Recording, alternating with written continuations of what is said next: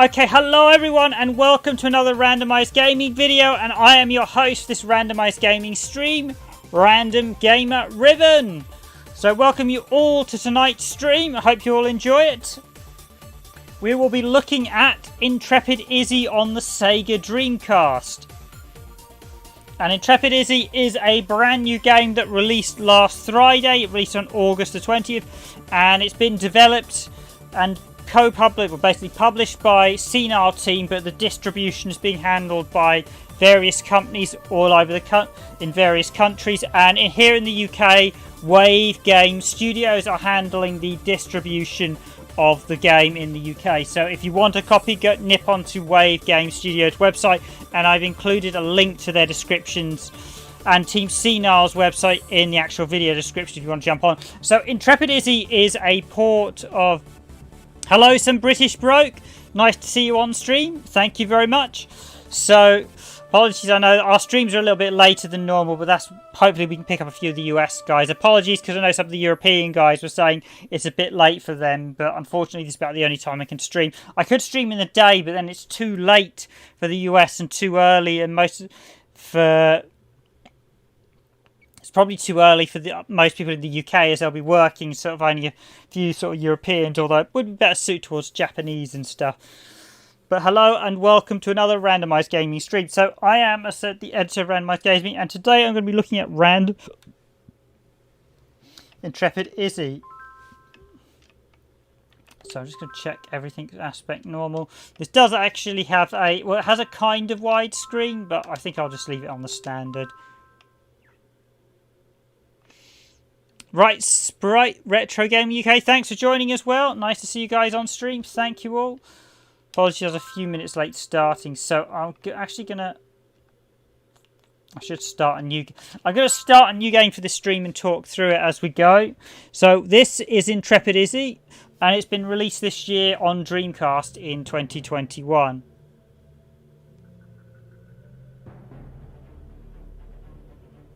Just let the intro unfold.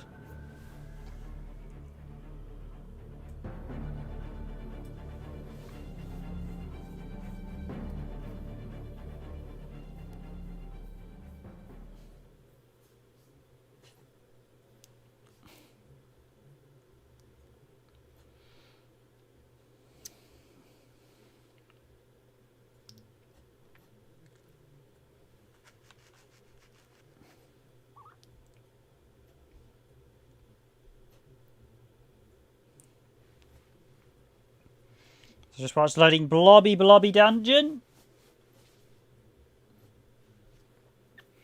But yes, Intrepid Izzy is out now on SEGA Dreamcast. So if you want a copy, visit the links in the description and you should be able to find them via the official website. There are quite a lot of retailers that are now stocking the game, and I think the distributor in the UK is looking for more, and Team Senile have quite a few of the European distributors as well. I do like that question mark as the blocks fall on. So yes, welcome to Intrepid Izzy. Whoopsie, those floors aren't as stable as they look. Now, where did I end up?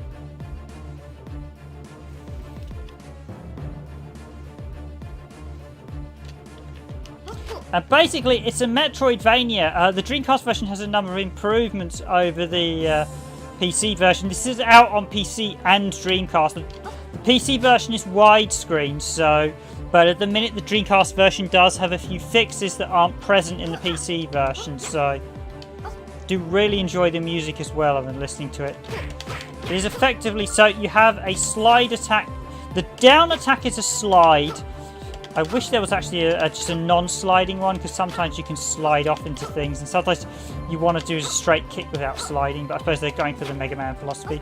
You also basically have a Street Fighter style combat, which is really nice. Fly kick, and we've also got an uppercut as well. I feel like I the old Street Fighter music. So this is basically a Metroid style game. I could say Metroidvania, but Metroid slash Castlevania is a bit derogatory, I think, to sort of all the series involved. It's an open world platformer. Yeah, the music is absolutely fantastic. It really is really, really well done.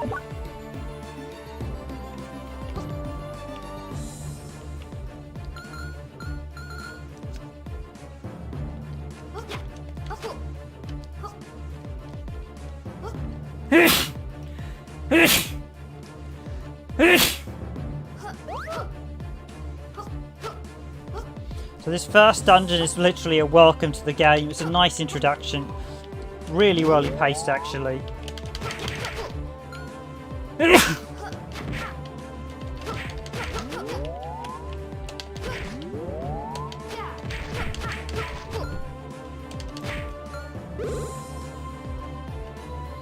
Yeah, the music is really, really good.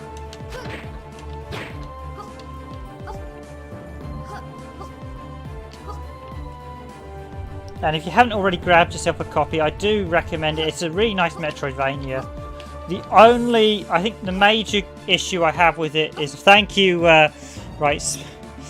The only major issue I actually have is, and I've mentioned this to the developer, is that if you have a PAL Dreamcast console, there is no 60 Hz option if you are using a non-VGA cable. So if you're playing with VGA like I am in tonight's stream, it'll be 60 Hz. If you're playing with an RGB SCART, composite or S-Video, there is not a 60 Hz option on a PAL Dreamcast. I stress PAL Dreamcast.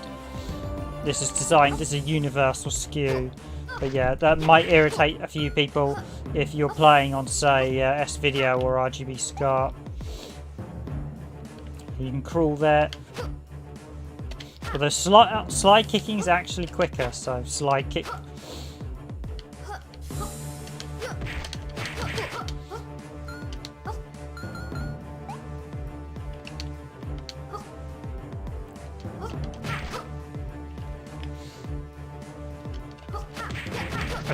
I do really love the sprite animation.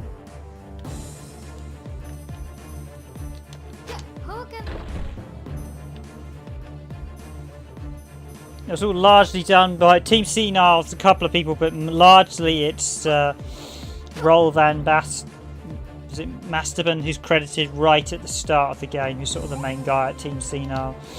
And I can say now, this is vastly better than many of the professional Dreamcast games actually released. The Dreamcast actually weirdly has truly dreadful games on the system. Games like Spirit of Speed, Exhibition of Speed, Ducati World. So Sega were really lax of it, even to some of their own games like Ferrari 355 Challenge. I'm not a big fan of.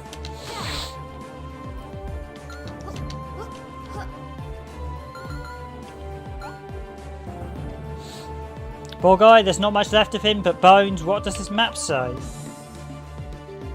So escape from Blobby Bob Dungeon, unlock the door, find the heart of ancient.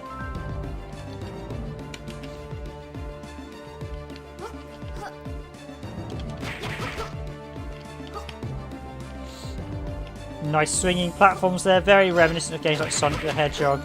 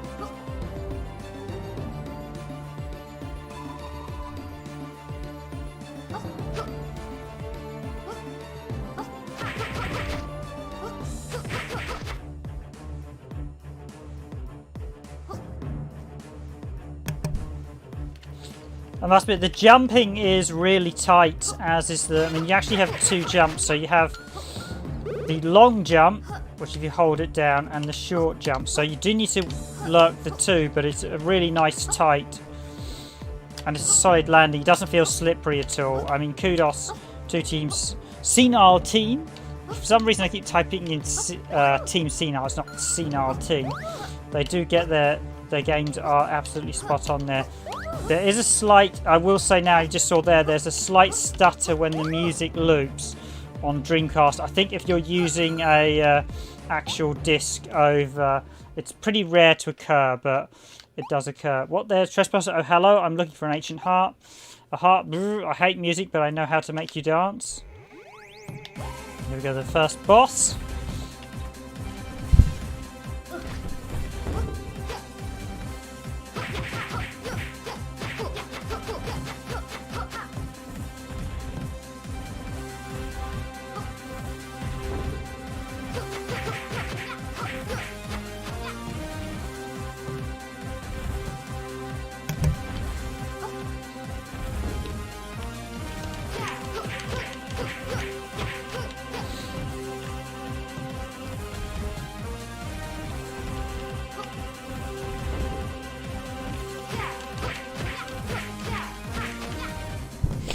Yeah, this boss is quite easy, but it's designed to be as a welcome entry boss, and admittedly I've fought him quite a few times now, so I know exactly how to take him down. And there he goes. It's a really nicely done boss, actually. And I have played both the...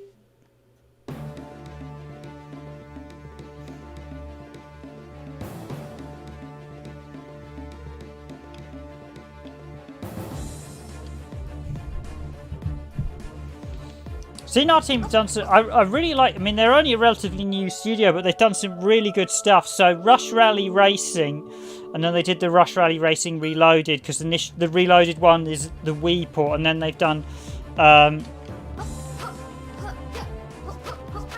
this. But it's really nice they're actually doing some of the older games. They do some good stuff. I really like them. There are a lot of indie studios out there at the minute that I don't think are making games quite as polished as these guys. Senile teams, they're really nicely done stuff. I do like the humour as well. You smell nice. I just beat up a rose bush.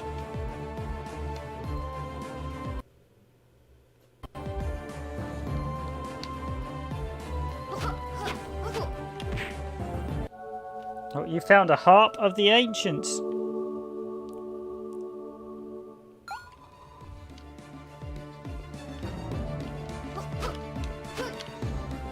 I'll be honest, once we entered the non-Dreamcast era, basically the 128 era, so after we had the 64 32-bit, we sort of went into the 128 era, which is the Dreamcast. When we went into the next, which I always duly dubbed the 256 era. Hi Nico, thanks for joining the stream.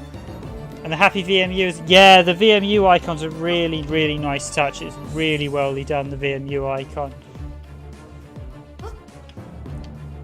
I really like the hub town we're about to visit as well. It is available now from a lot of retro retailers. You can also order it from Team Senile, have links to all the various retailers across Europe selling it.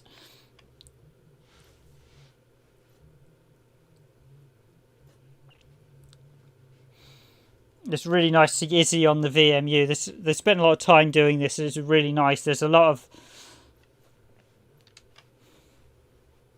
If you ever had the misfortune to play games like Spec Ops 2 or Spirit of Speed on the Dreamcast, this is vastly better. Imagine chickens could talk, the stories they'd tell. You can actually... Cluck, cluck, cluck. Chicken, you can actually talk to animals, but I'm not going to tell you how. You have to figure that out later on. So I'm just going to activate a black mirror. So we can trigger those. That's the first one, but we can activate them as we go around. Save. It really is a worldly made product. Aztec Grease. Just sign there. And we can nip into Izzy's home, but I don't actually need to dip into... I do love you get the girl riding the dinosaur and a few other things. The bus. Guy in the car. I wish I could make music. You could have this if you want. Oh wow, this is a beautiful piano. Thank you so much. Actually, it's never mind.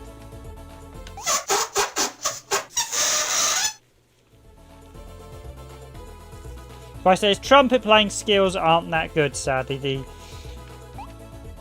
Pickles and Gurkid Pickleskin.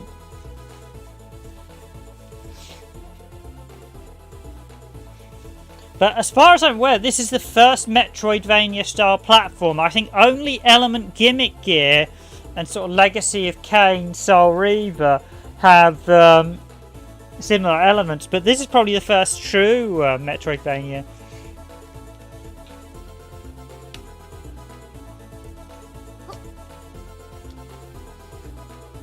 There's really some bright, beautiful sprites as well. And these are all done by Roll Van.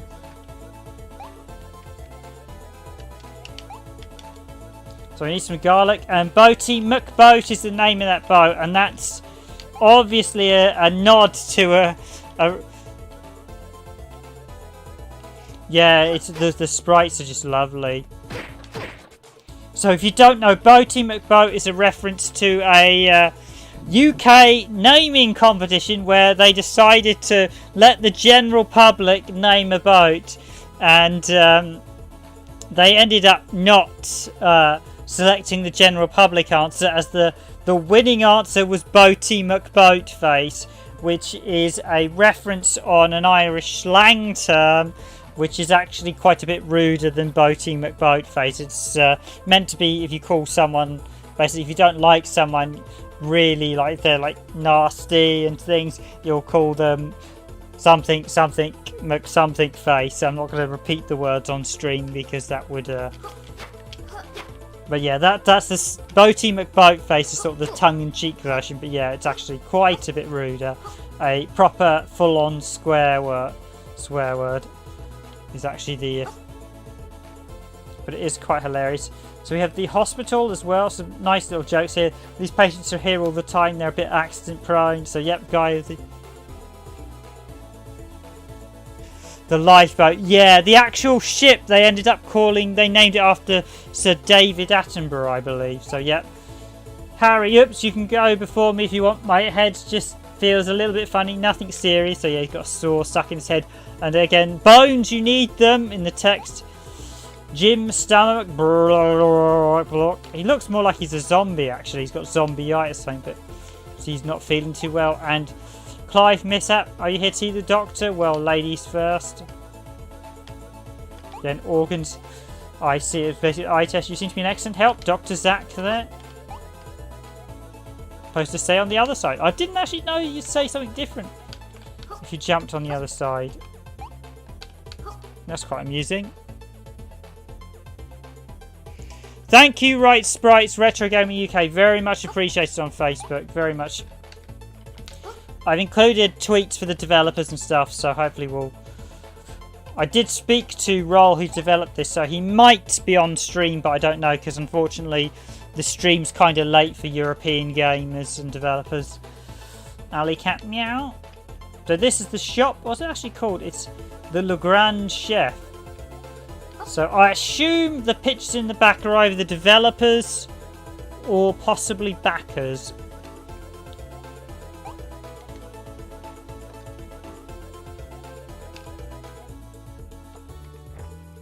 Basically sells a number of items. The chef. I appreciate if you like this stream, guys, please do hit that like button. It is very much appreciated. It does help us in the rankings while we're streaming, so the more people that like it, the more people it will recommend to. Okay, thanks, cool. Thanks for staying.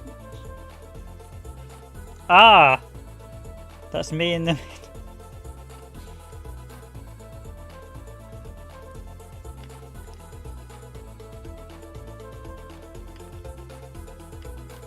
Are you one of the developers, some British broker, or are you a backer, can I ask? Would you like to take something with? So you can buy a selection of foods. These all have different perks. I think Spirit Burger heals your spirit. Slice of Life heals. Spirit Burger restores your spirit. Slice of Life heals your health. And Danger Noodles increases your damage. But I'm going to be honest, I didn't need them too much when I was going through. It does helpful to buy them though. And no thank you. So I did already do a little video just to showcase it, but And we have the art, so we can go. There's the wizard here as well. The dog bark bark. And it's welcome to the Wizard's Magic Shop, starring me, the wizard. If you have 4 heart fragments, I can improve your health. Ah, you're with Wave. Welcome. Oh, I know who you are then, some British bloke.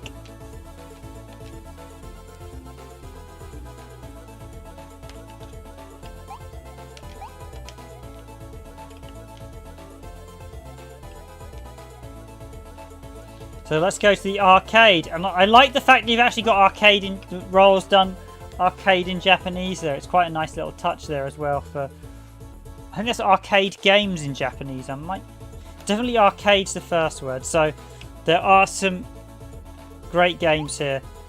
High score for. So on top of Izzy having a main game, you actually have a number of little mini games. So, and they're all sort of based on various games. So the Ultra Blues is not beat for 20.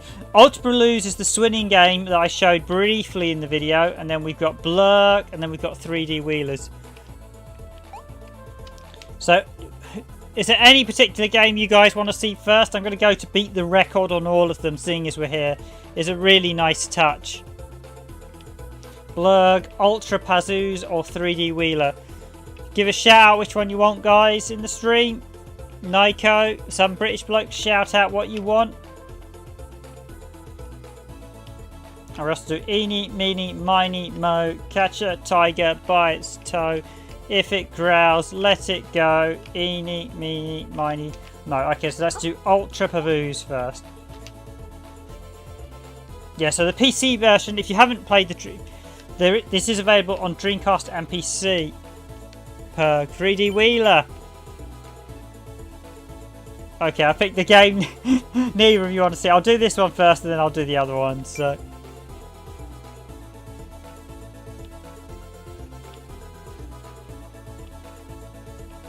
Arcade Parlour. Ah, yes.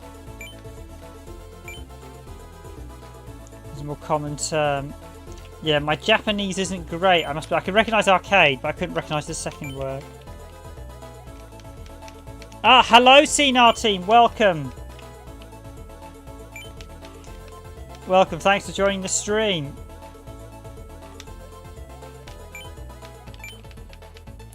Roll, I'll reply to you later on the Chaos Engine. Greetings, Senile team. Oh, you've got quite a few people here, so we've got a few of the developers and publishers here, which is great to see. Appreciate it. Thanks for making it, guys. You've actually got this being turned into a Nest game, I understand. Am I correct in saying? Paloo, this one's going to be turned into a Nest game. I should actually say I am an official developer myself. I used to work for, well, the publisher I used to work for Disney Interactive Studios, so I used to be a tester for them many, many years ago now.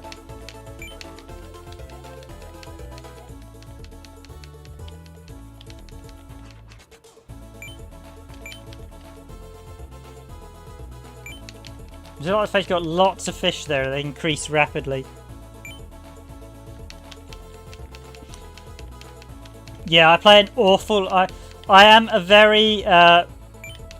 basically, as a collector, I collect games from basically all the main regions, so Japan, North America, so you end up getting used to things like save and load in Japanese.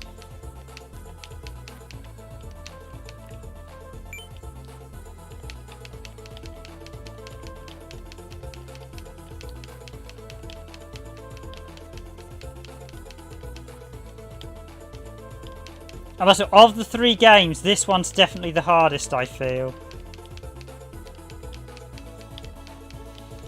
Yeah, we made a few good games. We weren't that successful, sadly.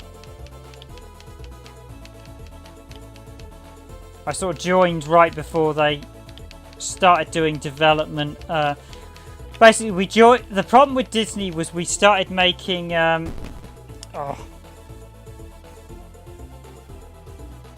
the Ultra Palouse minigames. Yeah, oops. I didn't quite make it. Okay, I'll do...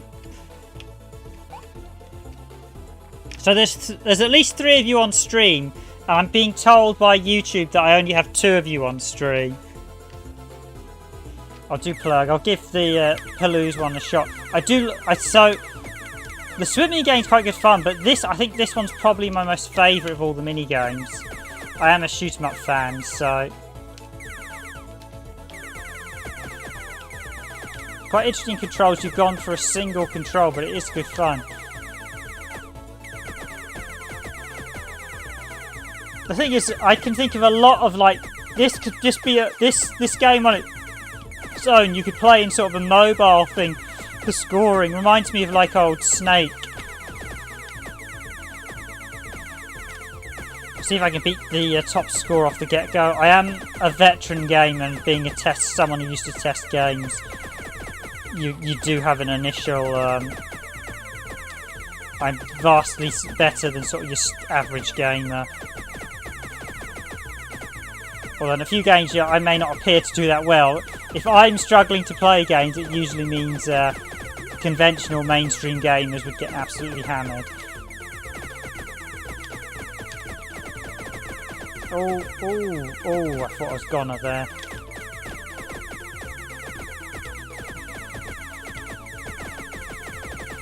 Yeah, I think probably the best game I actually worked on was Pure. I should cover that on some point. That was an ATV racing game. That was by far the best game I worked on of all of them at Disney.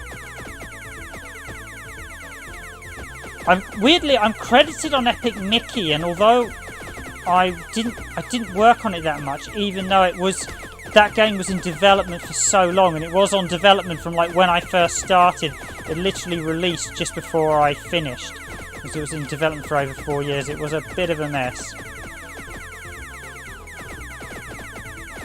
Yeah, as I said, I'm sort of a Smash TV veteran, so I used to have Smash TV on the Amiga, and then I subsequently got the SNES and sort of home ports, but well. I do like the fact this gets absolutely crowded. It is merciless the better you get at it. So 600, that's not a bad score. Oh. I think this is my best score ever, actually, at least. I think obviously having the developers on is quite helpful on stream. Appreciate the likes, everyone. Thank you very much for liking it. So it's great. I could just see myself spending hours playing this alone. Such a nice little game as well. Really reminds me of sort of like Smash TV, all those old school shooters. I'm determined to try and get to 1,000 actually. See if I can get to 1,000. Can I get to... Oh.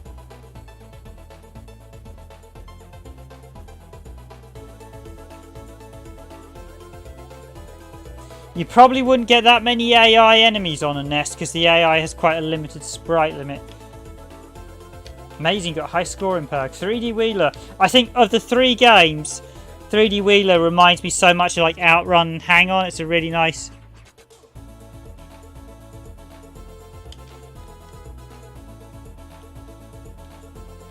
Yeah, it's quite nice to see it's getting ported to NES.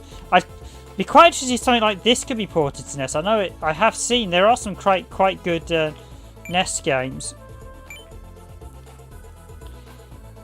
The only thing, if I have one minor criticism to this, it'd be nice every once in a while. It was like you get a thing that say lap, you've succeeded XYZ lap or something, which would be quite nice. But this is quite a good fun game. This one, I really like this one. Although I can demonstrate how to break it, and that is just go off-road like this. There's not really any punishment for going off-road.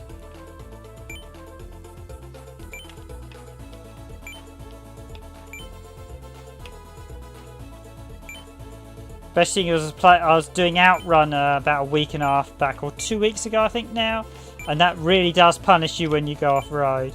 But I think this is probably, because I really like this type of game, this is really, I mean, it's a really nice little mini game. It's so well made. I mean, you can buy mobile games that are vastly just more dreadful than this. Hell, a few of the Dreamcast infamously has a few really bad games on it. So the Sega Saturn actually largely, even the worst games on the Saturn have some merit on the Dreamcast, because Sega were rushing stuff and pretty much allowing anything through towards the end. There are some truly abhorrent games on the Dreamcast. So why I never wanted to go for a full set, I sort of gave up on it. Although I wish I'd at least bought Moho because of the price that now goes for. The weird thing is that's one game where the PlayStation version is literally next to nothing. Oh really, the highest score? Okay, yeah.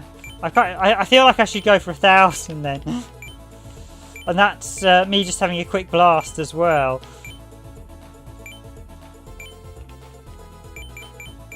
And I'm sure some of the pro game. I mean, I'm a good gamer, but I'm not sort of like to the people that can like beat Pac-Man and Donkey Kong.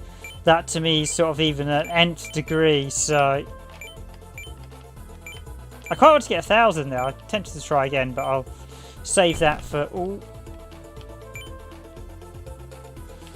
What's the most abhorrent? Okay, so Spirit of Speed 1937 is absolutely dire. One of my old boss actually went to Broadsword. So Spirit of Speed was done by a company called Broadsword, who's actually used to be up in Norfolk, and Broadsword did a fantastic television show called Nightmare, and they did one I think after it called, I think it was Total Reality. If you've never seen Nightmare UK TV, it was a fantastic game show, but they tried to do video games, and sadly, I mean, oddly enough, my father actually worked at Anglia Television. Oh, I didn't quite get the top score there. So he did actually meet the guy who ran Broadsword, but they later went into video games. Spirit of Speed was basically, my old boss told me, was programmed by a guy who had never done a driving engine before.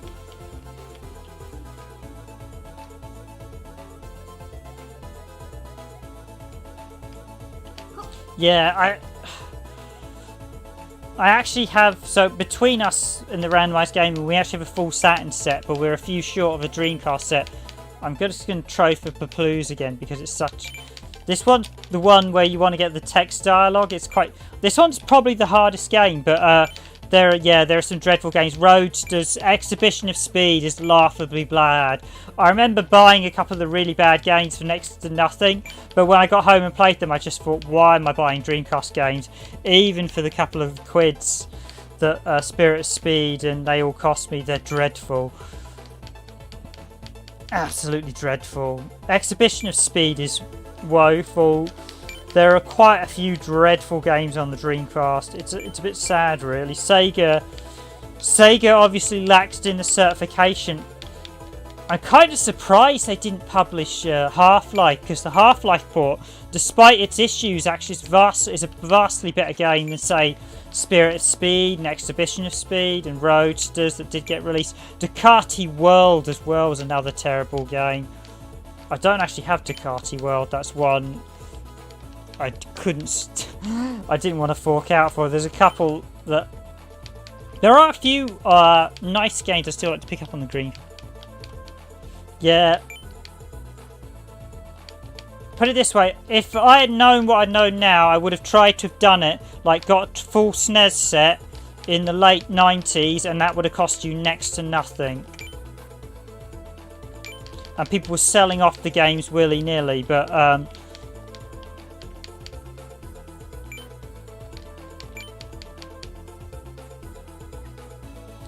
if you're going to go for a full set, go for a console that has only a couple of hundred games. You're going to need a lot of money these days if you want to buy a full like PlayStation set, because that's going to cost you an awful lot.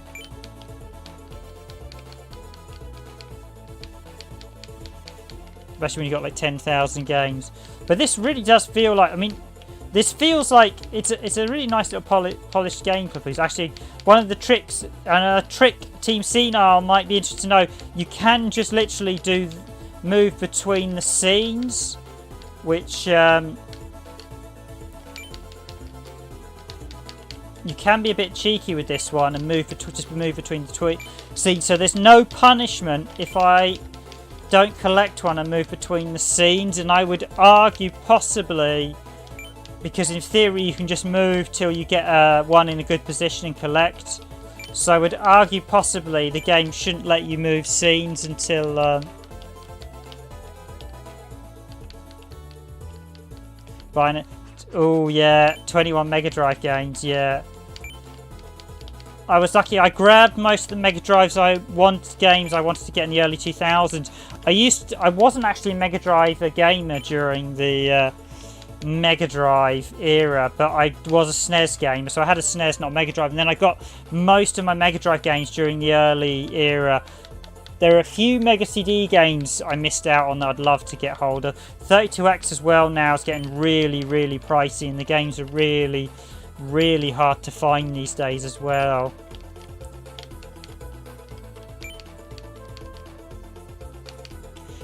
By the way, some British bloke, I should probably drop you an email, as I do have contacts with a couple of retro stores, including a couple that have worldwide distribution.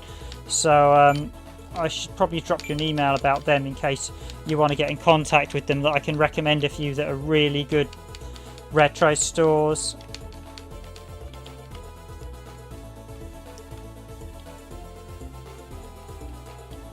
Yeah, the N64, it's not a great console. It's one of those consoles that I appreciate. There are lots of Nintendo fans. I was a SNES fan, but the N64 disappointed me. I mean, its visual style is dreadful because it's got all the fog and everything. You didn't support RGB SCAR. You had to use S-Video at best, and even then it still looked pretty terrible.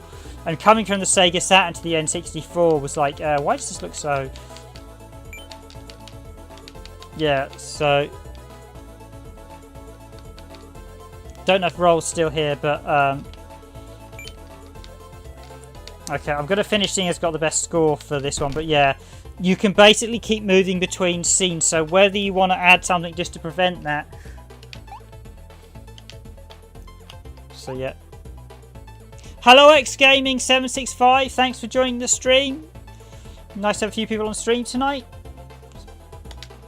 So yeah, if you beat all the scores in all the arcade, it actually says congratulations, which is a nice little touch. So let's venture out into Aztec Greek. Senile team, yeah, okay, cool. Yeah, I'll give a few points of my design feedback, but overall, I do really like Intrepid Izzy. I do recommend it. If you want a Metroidvania game, there just isn't any Metroidvania games on the Sega Dreamcast, so... Yeah, I'll probably keep them up as late as well, so I appreciate the visit. Seeing as I am a fellow games developer, so... I keep meaning to get back into design myself, so I keep meaning to sit down and actually doing some games design. Sitting down with either Unity or Unreal Engine and getting back into games design. Appreciate the designs. Now, Aztec Greece is actually the initial demo that Team Senile released. Dean Morlock. Hi all, looks lovely looking at you. Thank you for joining the stream. Mortlock. By any chance, Dee, did you happen to edit Sega Saturn magazine? Saturn Power. You remind me of that name. Sounds very familiar to the editor of Saturn Power, but I think I might be wrong there. But thanks for joining the stream, Dean Mortlock. Very much appreciated.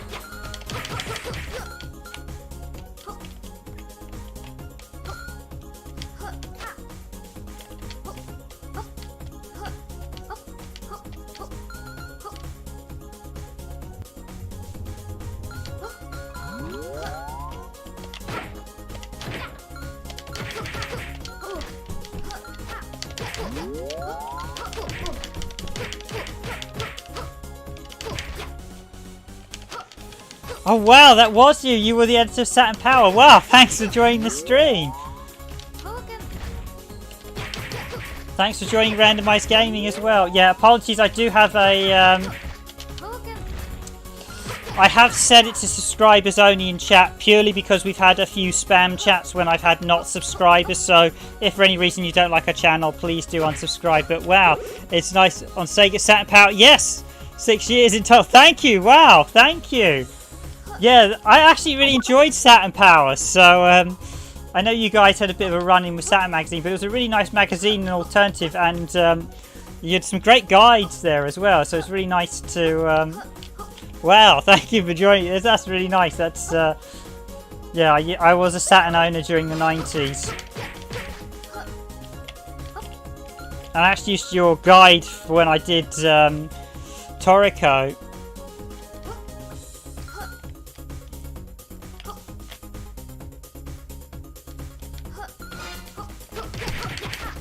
But yeah, this is actually so this is a really nice Dreamcast title. So there weren't really many Metroidvania games, so it is a really nicely worldly.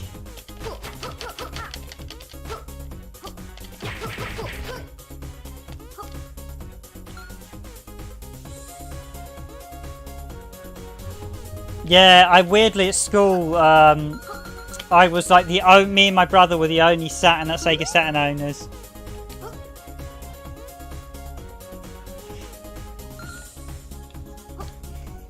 Yeah, I was going to say you guys must have had a really... But your demos! So the demo of Wipeout 2097 you managed to get, that was the main reason we bought it on Sega Saturn. And thanks to you guys, thanks to you guys, I think most people, we actually got a demo of Reloaded, because I know you guys had a demo of Reloaded.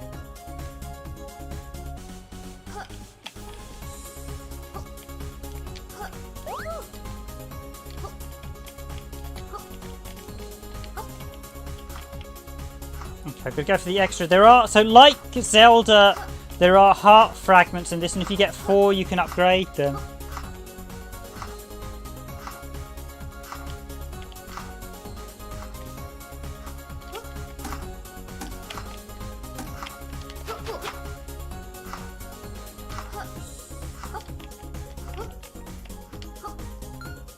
So I think this one's a heart piece. Yes, so we got heart fragment. If I get 4 of them, like Zelda. Appreciate the guys on stream. If you enjoy this stream, please do hit that like button. Very much appreciated. It does help us win the rankings. As I said, Intrepid Izzy is out now on the Sega Dreamcast. You can pick it up at various retailers. It's on... if you're in the UK, visit Wave Game Studios website or Team Senile's.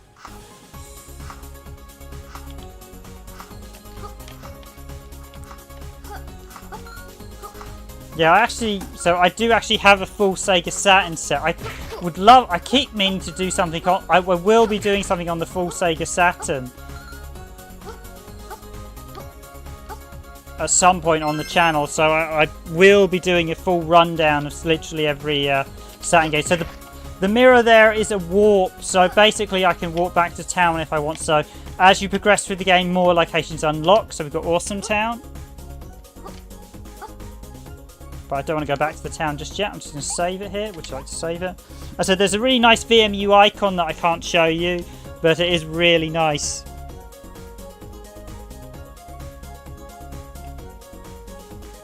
Yeah, it's a really nice thing. That actually, oddly enough, you did the core demo disc as well, and I got Swagman.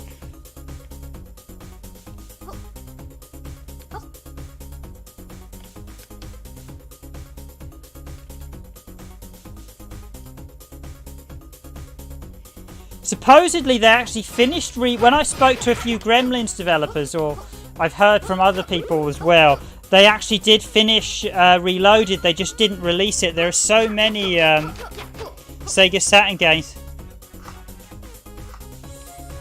So pretty much, yeah, only Nyko I think is not part of the industry, so has not worked directly in the industry.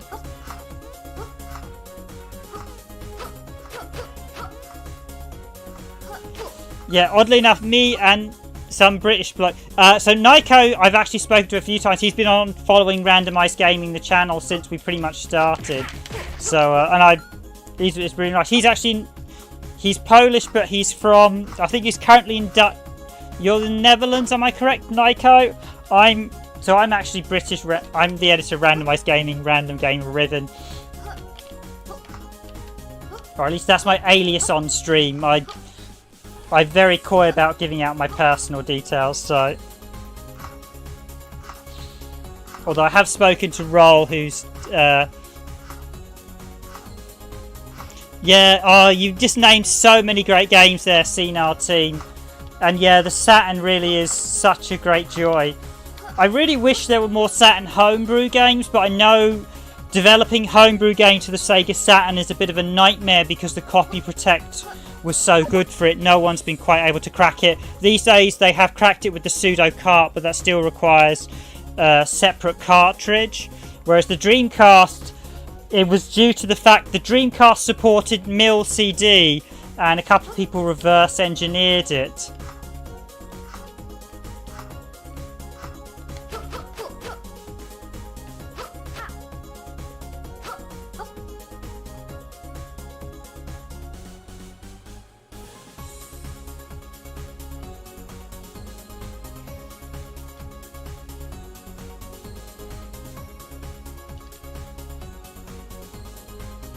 Yeah, KO2 is a really nice thing. Yeah, no, I'm actually based in Randomised Gaming is actually based in Norwich in the UK, so.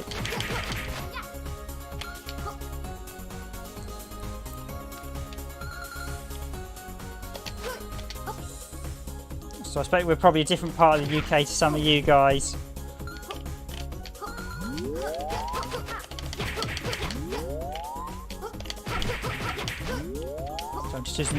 Yeah, so a couple of times, Senile team, just so you where the slide kick here is where, places like here is where I came a cropper sometimes.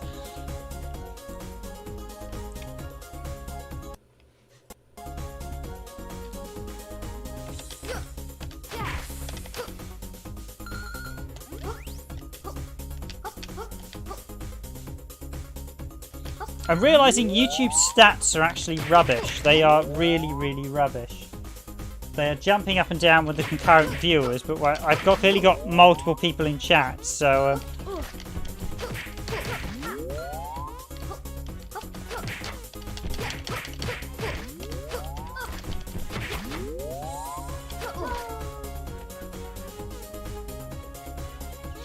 I wish Norwich was. There was a reason I left it to go to London to work in the games industry, and then I moved to Edinburgh. I actually worked in London and Edinburgh in various job roles, so industry-wise. We don't have a clear presence. It'd be nice. I mean, I'd love to be able to set up a studio in Norwich, but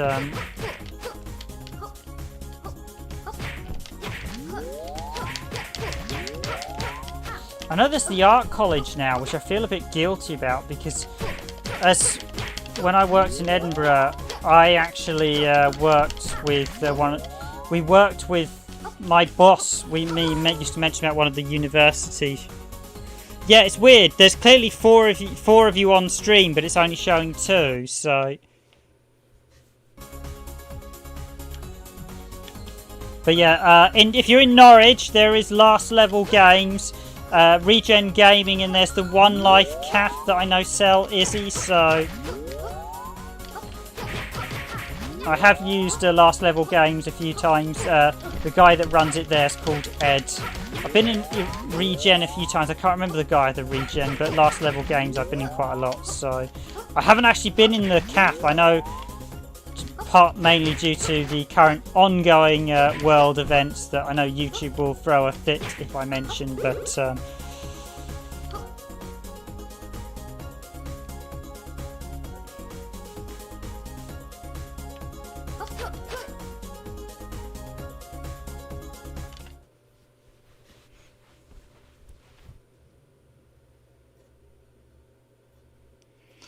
yeah, okay. Yeah, I think YouTube is really rubbish at recording stats, actually. I think there's some issues with some of the stats. So this is Chocolate Mine. I really, really like the music in Chocolate Mine. Yeah. Just so you're aware, I will fire you guys an email, some British Blight, because there are a few things I've raised, unless Team Spinal spoke to you, because there are a few things I have raised.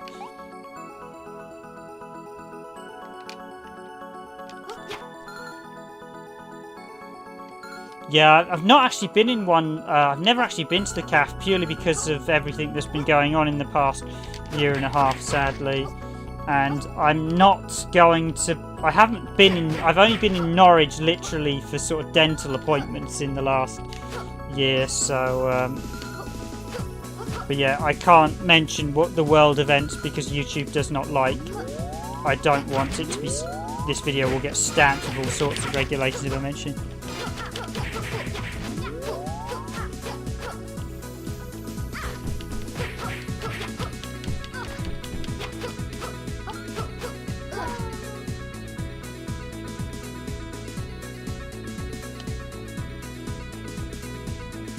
Yeah, YouTube does not like any mention of the ongoing world events that have been affecting for the last year and a half, so...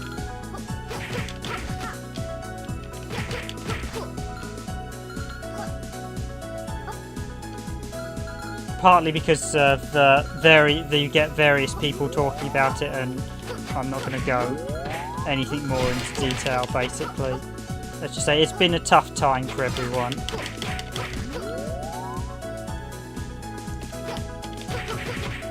But yeah, I think the Saturn is still my favourite console of the Sega consoles.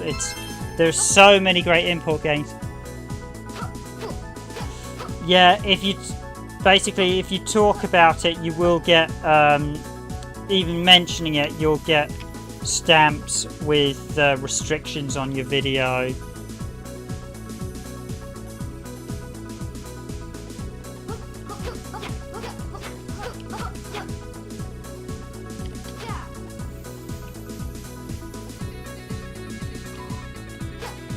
Yeah, YouTube is not a bastion of free speech. Or even factual information at times, I will admit. Fortunately, we're here at gaming, so I shouldn't really be going too much off topic in real world. But yeah, gaming-wise, we're allowed to say pretty much anything. I was actually looking at the unreleased port of Half-Life the other night, and just so you're aware, Nyko, I did get the optimized build that someone suggested, and it did improve. Yeah, Team Senile said that pretty much sums it up perfectly, Team Senile.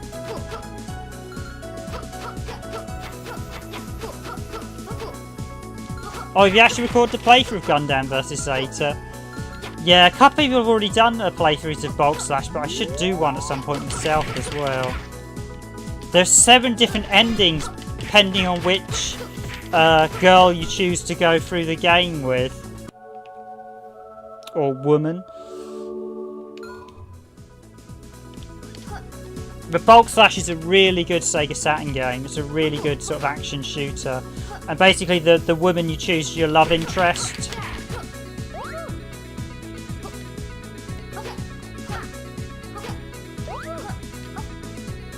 I think that was one Saturn Power covered. There are a couple of Saturn games.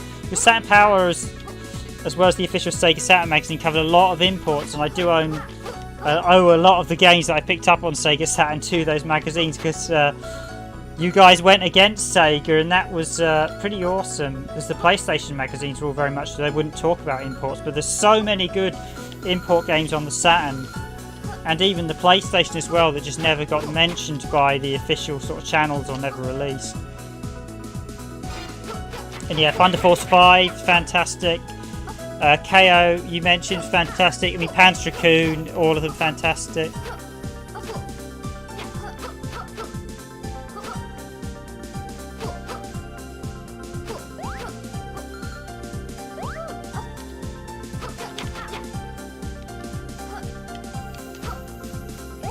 Because we can chat to this guy here. Young Miner, do you smell that? Not chocolate. Yes, so what could be up there? Admittedly, I showed this in the gameplay sample we did. But I really love the music in this section.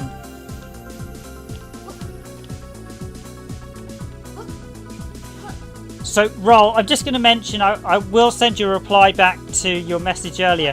I think, in regards to the enemy placement, I think it's more that you've overused some enemies and underused a couple of the others.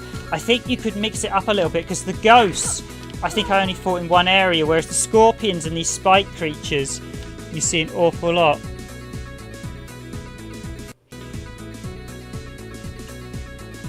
Yeah, I mean, games like Magic Knight's Ray Earth I ended up importing on Sega Saturn and Albert Odyssey, and I'm really glad so many of the magazines... I think you guys covered some of them. Dead or Alive as well. I mean, that's a brilliant game, Dead or Alive, on the Sega Saturn. I mean, my first import games, I literally started importing because I wanted the 4MB stuff on Sega Saturn and the second and third parts of Shining Force 3 in the premium disc.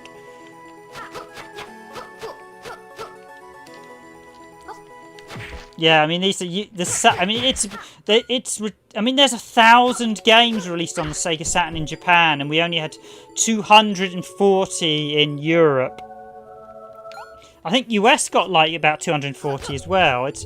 We got slightly different games. They got a few we didn't, and we got a few they didn't. But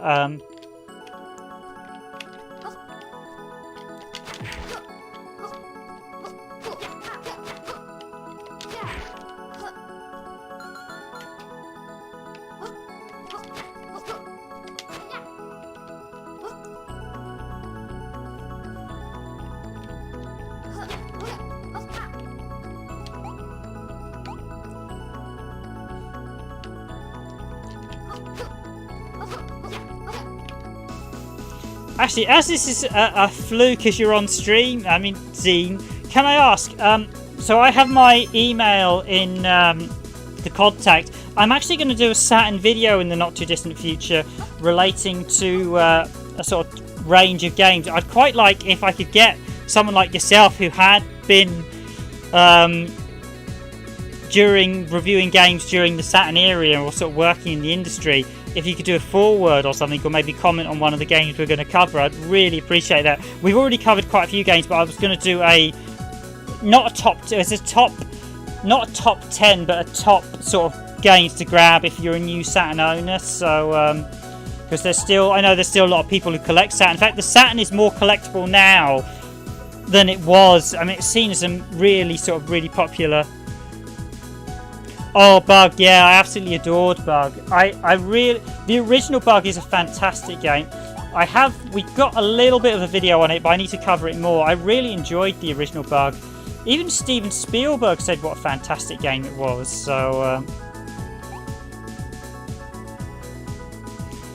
The first Bug was really good. The second Bug wasn't quite as good, though. I felt the first one was better than the sequel. The sequel had some really good stages and some really bland stages as well. My email, by the way, is in the about page. It's randomgamerriven@gmail.com. But yeah, it's great to actually have someone who's actually worked in the Saturn era. So you'll notice there's a cracked block there, and I can't get past this. So Team Senile will know how I get past that. I know how I get past that. But basically, I need to unlock the costume, similar to Zelda. Yeah, it's even today, Bug still had a lot of unique ideas that aren't present.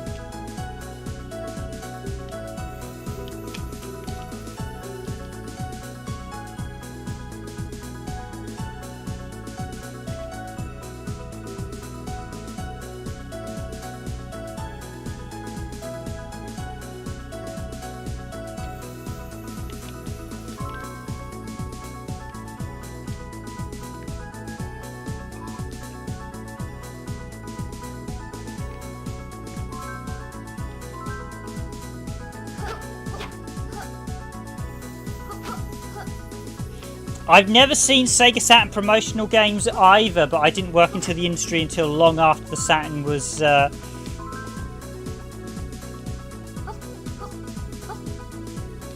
Sure, thanks Dean, very much appreciated. It's great to actually chat to someone like yourself. Especially someone who's worked in the industry at the time. I didn't join the industry till the very end of the PlayStation 2 era, so... Now, I know I've got to start. I'm missing I thought I'd hit the switch that started that. I haven't hit a switch somewhere.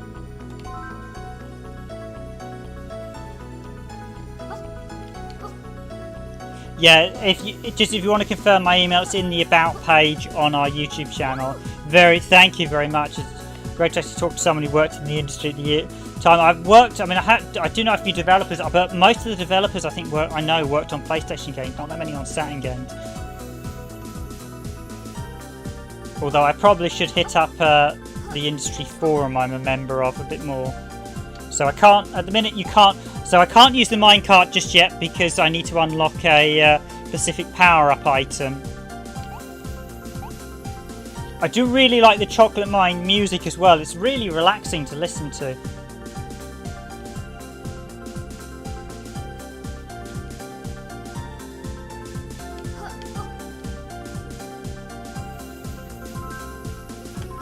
Actually, no, I've got the key, haven't I? I've picked up the key.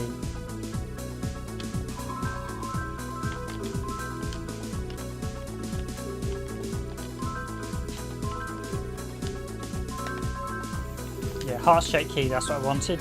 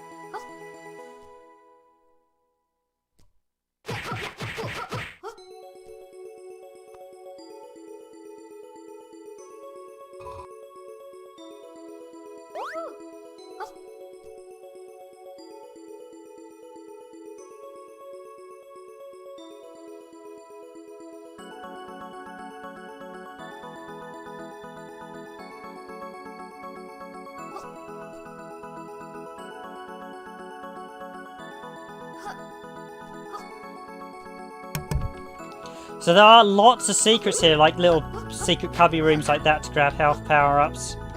I probably will do me and Dragoon might do a fight night tomorrow, so if anyone has any suggestions for what they'd like to see, let me know.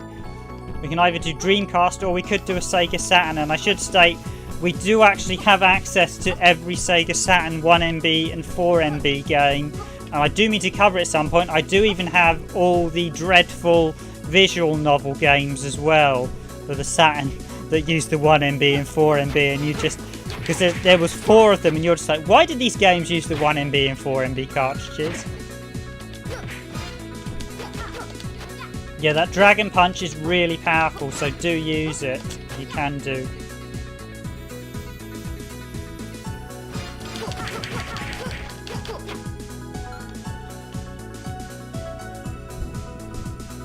Yeah, so by the sound of it, they've just literally dissed with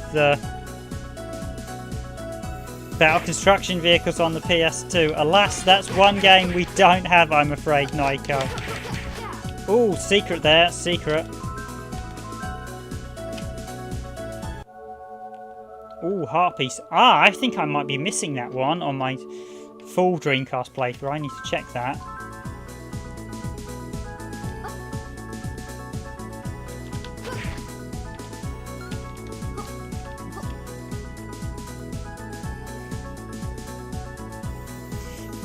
The video CD card on the Sega Saturn, yes it did. It is available, the MPEG card. The MPEG card is available. We actually have one for our Model 1 Sega Saturn. Weirdly, our Model 1 Sega Saturn, it works, and it didn't work in our Model 2 Sega Saturn. But from what I understand, speaking to a few people, the cart port itself is actually quite... the MPEG card port can be a bit hit and miss on the Sega Saturn, so you may actually have a bust port and not realise it. Okay, so that's the mushroom enemy. And Team Senile, I do love the fact you get the chocolate there. That's a really nice touch when that raises.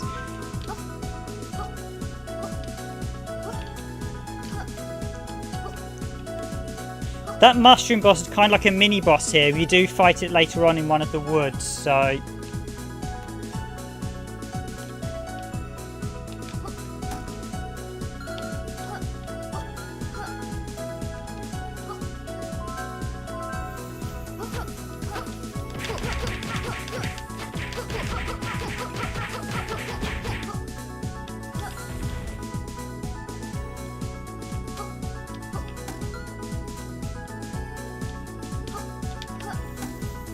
Yeah, I actually have for Dean's reference. I actually have every single issue of Sega Saturn Power. So Sega Saturn.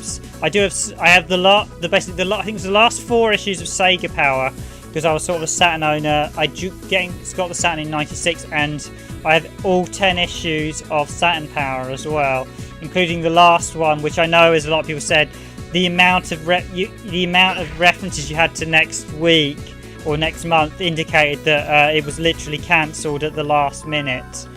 So I'm guessing it must have been cancelled. Unfortunately, I'm guessing Saturn Power was literally cancelled.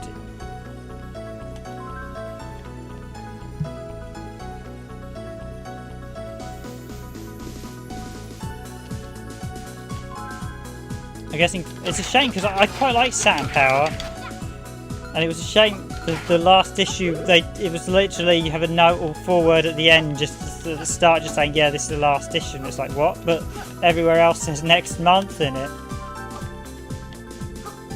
Okay, so I can get to. We've got the size. So we're going back to Aztec Greece there.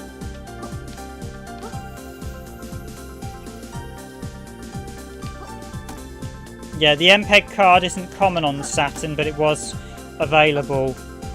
There wasn't too much that supported it, though. There's no games that supported it. Weirdly, Gun Griffin, one of the games that did have MPEG card support. Oh wow, that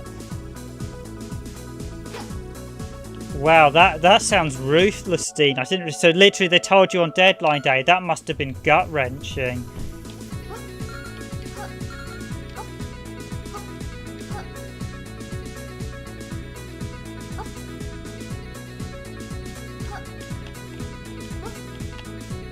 Admittedly, one of my industry jobs, I was one day hauled into a meeting. I knew I was coming to the. I had been on contract for 3.5 years, so I knew they had to make me permanent or not. And me and another guy were actually made redundant as a result, and we were not best pleased. But I kind of knew it was coming, because they had to make us permanent or not. But still, when you got that type of the thing, you're just like, yeah, we don't want to keep you anymore. It's like, well, thanks, after all these years of work. But yeah, that must have been brutal.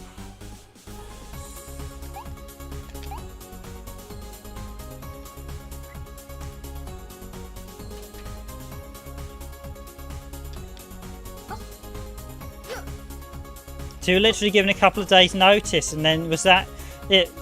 I must admit,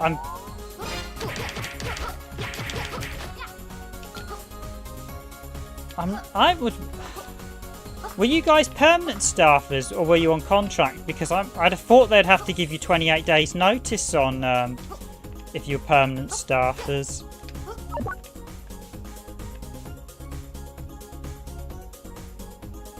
Yeah, I mean, Deep Fear was pretty much the end of the Sega Saturn, and then everyone just pulled it. The Dreamcast was in store for a lot longer, but the Saturn was pretty ruthless. Weirdly, even towards the end, I remember a lot of stores didn't stock it. It became quite hard to buy games for it. The local game in Norwich did actually keep Sega Saturn games going, but there were I remember a lot of stores. I mean, London had quite a lot of stores, but but there were quite a lot of places you could go, and you just could not find Saturn games. And ironically, that was actually an issue with the Dreamcast. Oh, you moved on to other mags. Ah, which mag did you move on, can I ask, Dean? I didn't realise. I thought you...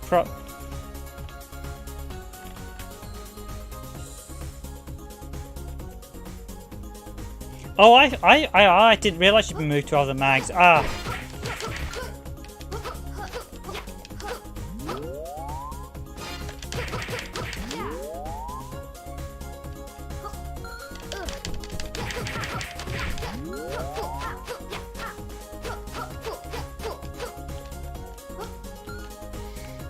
Yeah, I never bought PlayStation magazines. I know the Sega Saturn magazine guys as well went to start doing a PlayStation magazine as well. And there was...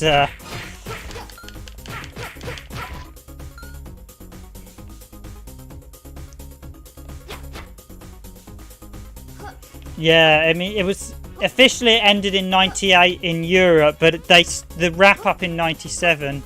Official PlayStation magazine. Yeah, I must admit, I wasn't a PlayStation owner during the 90s, so I didn't own many. I do need to grab some of the official PlayStation discs now, because there was quite a lot of like demos and is it Yabu's games on it, so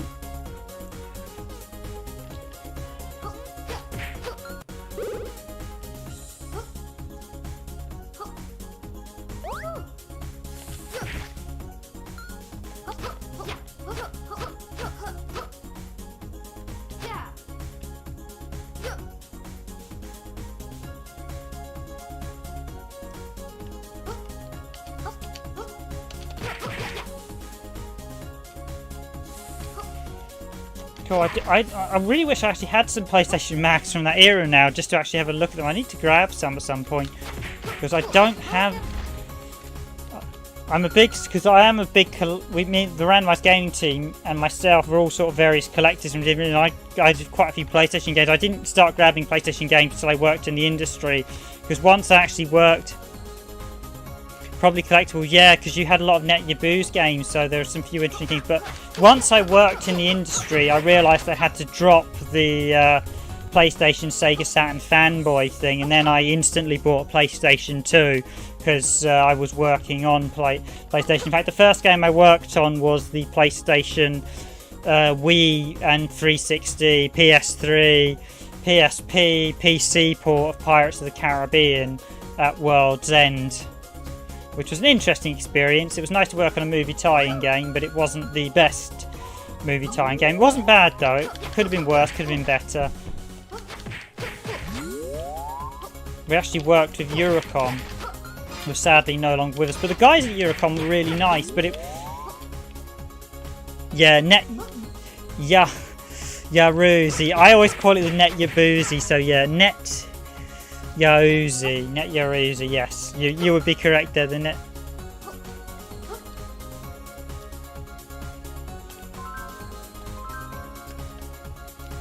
So I'm actually headed towards the first.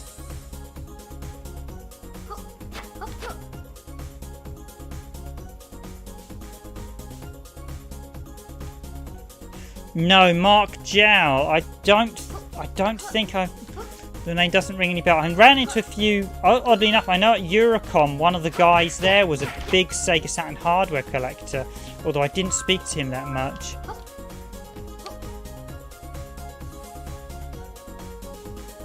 Recently, although that must be incredible collection. You've got pretty much every Sega magazine. So Mean Machine Sega, Sega Power, Sega Saturn magazine. Was it Sega magazine? The Saturn magazine was, and then you have a few others. You have Maximum. God, this is really taking me back. Mean Machine Sega as well. Apologies, I'm kind of geeking out a bit here. And if you're a sort of American, oh, killer! I think that means I've just bumped off 1,000 enemies in game.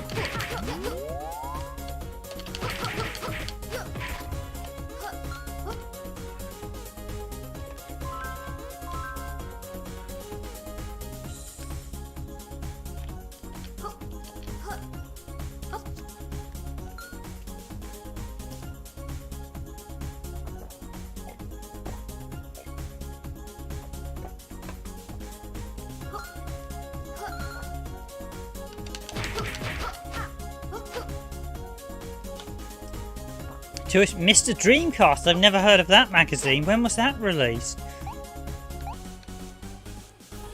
Because there were quite a lot of Dreamcast magazines that disappeared pretty quickly, because I know the official Dreamcast magazine was a bit weird. It tried to be a bit of a lads magazine and a bit of a games magazine, and it didn't quite work. It was rather disappointing, I have to admit.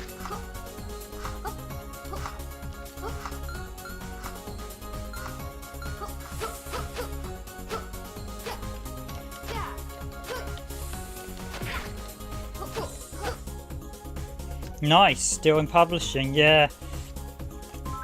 I should actually try and get back into direct games development. At the minute I run the Randomised Gaming blog, so officially I haven't worked directly in the games industry since 2013, but I'm still doing sort of blogging and gaming videos on YouTube to sort of showcase some of the best because so much, I mean, this, when you look at it from an archival point, so much of it isn't covered properly. Oh really? No, I've never heard of the Mr. Dreamcast magazine. I'm gonna have to look that up actually.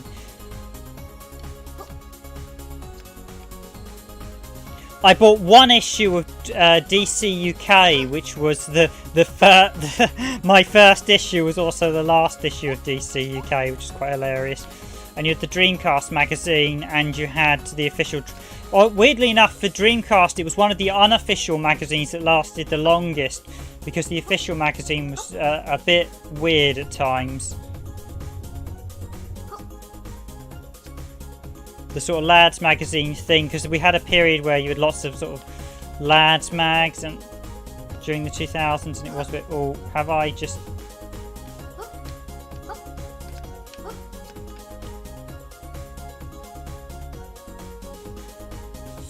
Oh really? Wow. If it's retro gaming based, I would be very interested in helping out.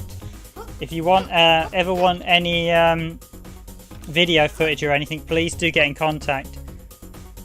No, I did like DC UK, but I literally only had the last issue, so I kind of missed its peak. I've actually gone and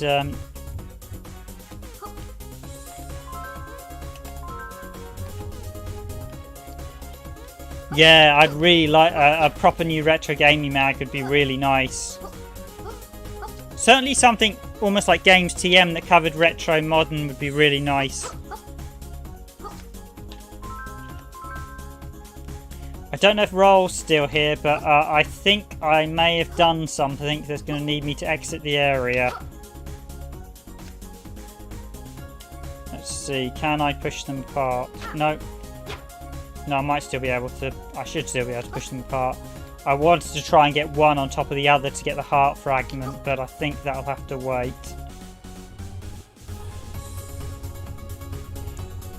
Yeah, I only really did a little bit of DC UK, so...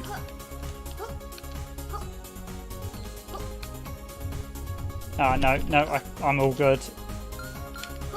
Because like I said, I literally only had by the time we got the Dreamcast...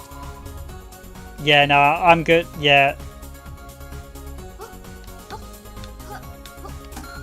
Yeah, thanks, Raw. That was me slightly messing up. It was all good.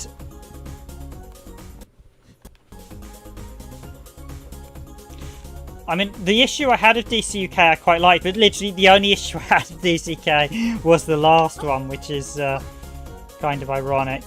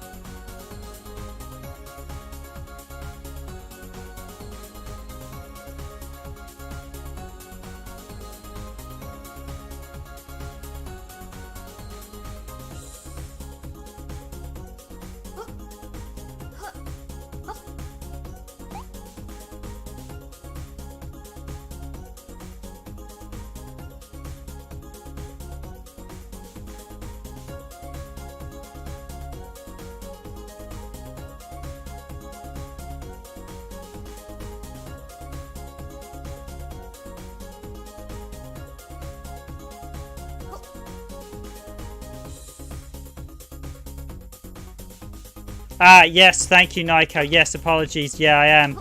Yeah, apologies, I realised. So, 6 megs. The Sega Saturn has 6 megabytes of RAM, so I realised that's going to be very difficult. But yeah, in regards to downscaling, I actually worked on Hannah Montana the movie for Xbox 360 and PlayStation 3. So you can laugh away. Please do it. It was a terrible game. And if you ever played Hannah Montana the movie or look at videos of it, it looks like it should have been released on PlayStation 2.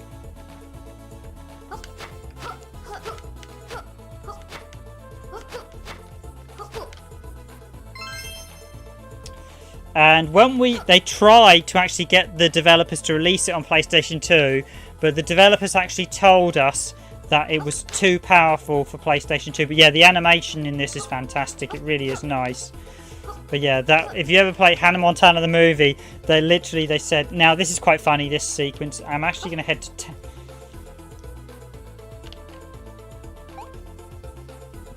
Welcome to Borkingtown. Please leave now. Excuse me? It's for your own good. Leave while you still can. While you're still here, while are you still here? They see you. Yes, this is Borking Town. So before I do that, I need to heal up, actually.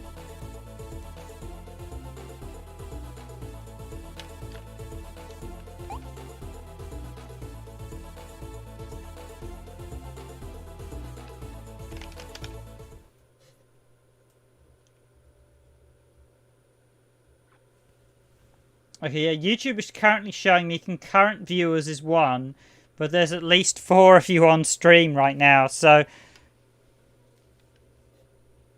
Yeah, it's really lovely, the artwork. It does look... And if you haven't played Team Senile's Team Other Game, Rush Rally Racing, I highly recommend it. And I should actually say, just so you know, we were sent, and I should have said this at the start, but I'm including in the description, we were sent a review copy by, we sent a review copy of the PC version by Team Senile, and we were sent a Dreamcast copy to review by Wave Game Studios. I have to just to confirm that, because else it can be classed as endorsements, although I've included all the relevant things in. Yeah, it says 3 at the minute. A second ago it was down to 1, but there's clearly 4 of you on stream. So I've now just realised YouTube's stats are rubbish.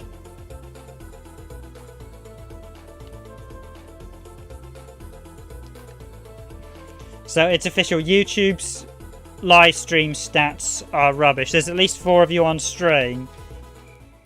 Possibly even 5, because I know X Gaming dropped by. I don't know if X Gaming's still here.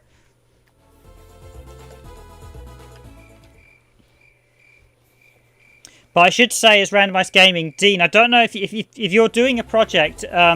We here capture all our footage using an open source scan converter, and we do have original games here at Randomised Gaming. So if you're ever looking for footage of, say, Sega Saturn games or Dreamcast games, do get in touch. I can supply a lot of it, even Super Nintendo games and quite a few PlayStation games. Because all our footage, this is me actually playing it on a Dreamcast, no emulators or anything like that.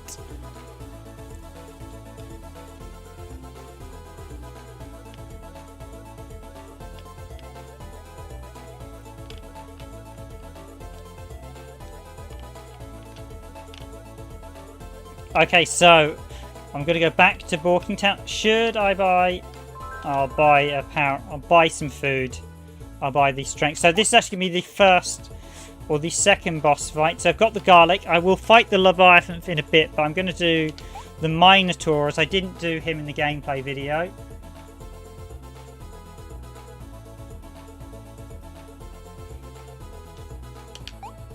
Bon appetit.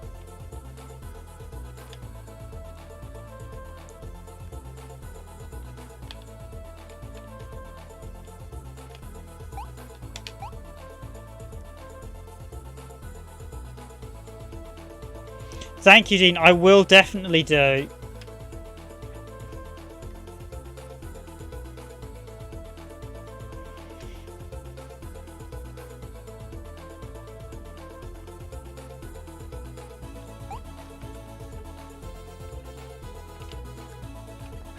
Yeah, Nyko's also a bit of a game console restorer. I mean, these days, if you are doing retro consoles, you do need how to restore your consoles.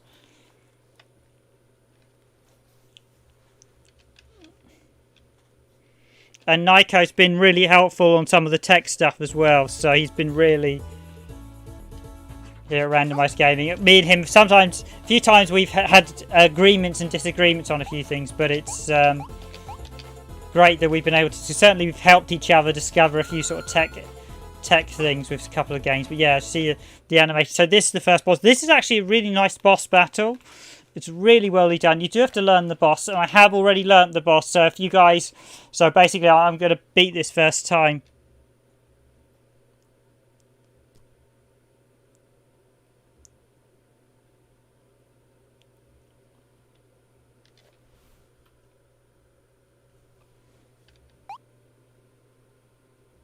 Bug King, a volunteer. I do like the crowd in this. Pay attention to the crowd. Hello, Nick. Hello, Nick Crocker. Thanks for joining the stream. Yeah, I think my stats are well and truly balked. I think I've realised YouTube's algorithm is rubbish. So thank you everyone who's on stream. Appreciate it. As always, if you do like our content, please do hit that like button. It does help people see this stream, and it does rank us on YouTube. So the more of you that hit the like button or engagement, or even leave a comment, it just bumps it up in the ranking. So I do hope you like this. Look at Team Senile's latest game, Intrepid Izzy, and here we go with the first boss. Well, the second boss battle. This could be the third one, depending which order you do some of the bosses in.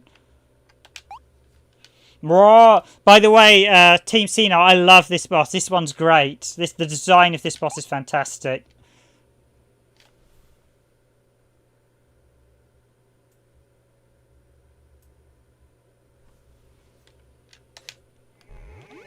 Can I get an angry pencil postcard?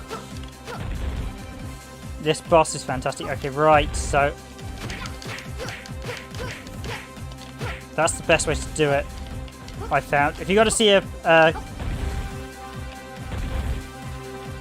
actually found the easiest way to beat him, and Team Senile might be interested in my strategy, is to wait here, and then basically just, it's a little bit protracted forward and we'll take that hit. And then do up, kick, up, kick, up, kick, up, kick, and then just move. Oh. You can, if you time it right, actually do constant kicks when he's doing the ground pound.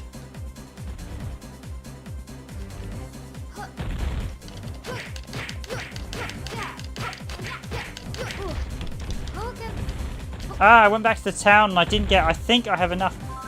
I think I have enough hearts. Yeah, I should have gone back to the ask for a heart upgrade.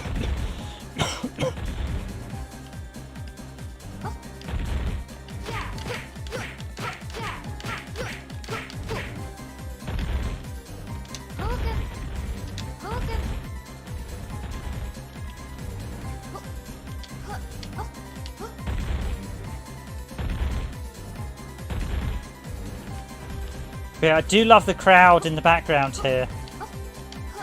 It's a shame a few of these guys there in the background weren't actually monsters. Because I noticed you got the mushroom in there. I'd quite like to fight the Bug King as well, so I should have got an extra heart. I'm just going to go back and grab the heart. So like Zelda, if you get 4 heart fragments and you speak to the wizard, you can get a new heart.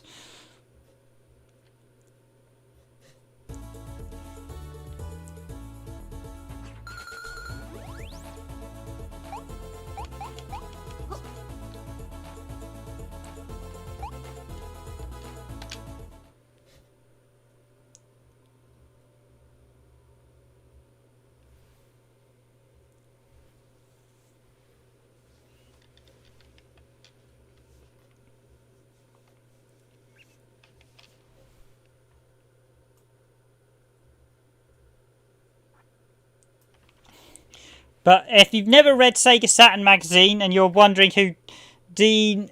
I'm going to probably mispronounce your surname, Dean, but Dean Mortlock is, look at Saturn Power. If you're UK, it was a UK magazine. It ran for 10 issues. It was the extension of Sega Power, and it did have quite a few key demo discs. And I said, Wipeout 2097. The only reason I purchased that game on Sega Saturn was because of that demo disc, and me and my brother played that demo disc solidly for a month when it came out, prior to its release. Ironically, we didn't play the actual game as much, but we did play the demo an awful lot. You can say that now. So as like Zelda, I've now given myself an extra heart.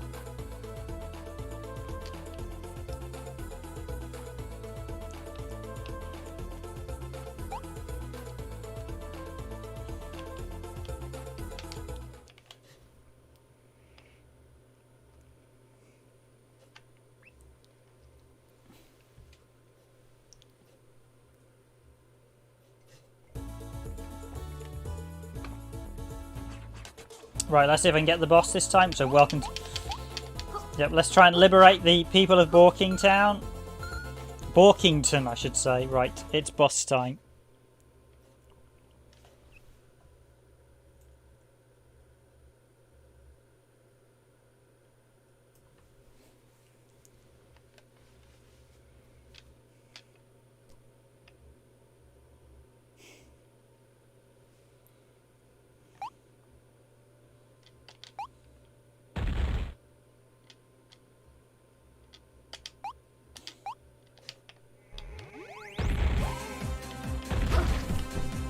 Oh! Another miss hit.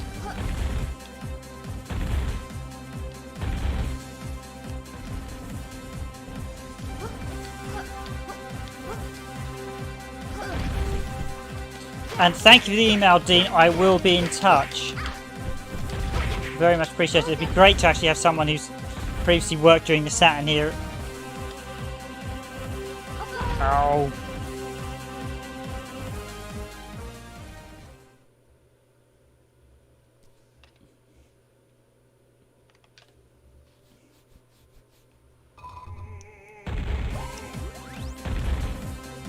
But yeah, I absolutely love this. I'm right in saying, Team Senile, you've mirrored this sequence, which is a really nice way to do it, and I assume that probably saves on quite a lot of the RAM with mirroring.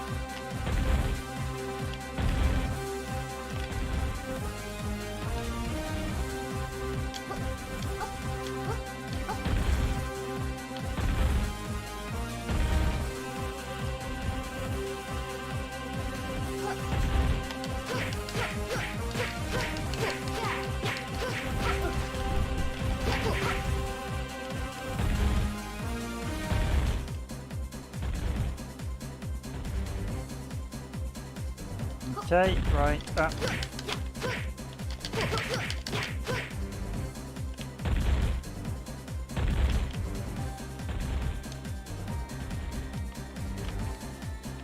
If you don't have a Dreamcast, this is out on PC right now. So if you want to play, if you want to play it and don't have a Dreamcast, I must admit I do prefer the Dreamcast these days purely because I don't actually play as many PC games as I used to. I generally tend to play on console rather than PC, mainly because I work on PC, and the main PC I game on is also my working PC, so I kind of like to have a break from work, so to speak.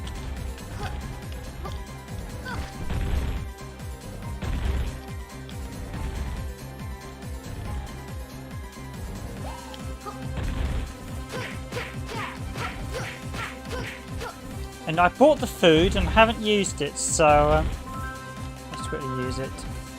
So it hits twice as hard for a limited time. Yeah, let's go with that.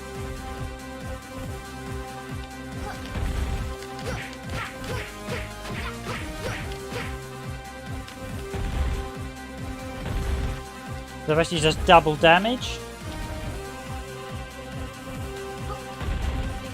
So let's get him. We've got him.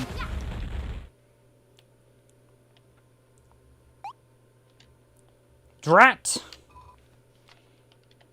Yes, I do like the. It's a shame. It's a shame there isn't a boss battle with the Bug King. Actually, I'd quite like. It's like he vanishes after this, which is a bit disappointing. Yeah, I have to admit, I actually like the fact this boss is a little bit more random because he keeps you on your toes a little bit more. The Izzy boss fight as well, I felt, kept me on my toes. But I suppose, like, the first boss is a very strict pattern, but you want that because that's the very first boss in the game. So that's like a nice introduction. You don't want the first boss being ruthlessly hard. Like, even Dark Souls makes that mistake in the third game. The first boss was ridiculously hard, and I was like, well, this is not a good start.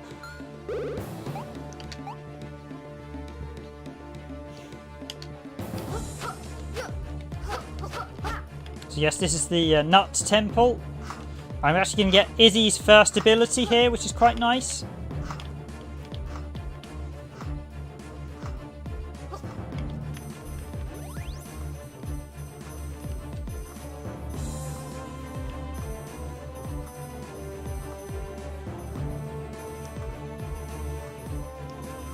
Oddly enough, the Bug King reminds me a lot of some of the enemies in Hollow Knight.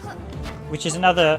I mean, the art style here is actually very reminiscent of Hollow Knight, just a lot more colourful. I mean, Hollow Knight, if you haven't played it, is a really good Metroid style open world platformer as well. And there we go, the Flying Squirrel onesie. I like the fact you've called it a onesie because I think most serious people wouldn't call it a onesie, but it's a really nice thing. So yes, we can now glide.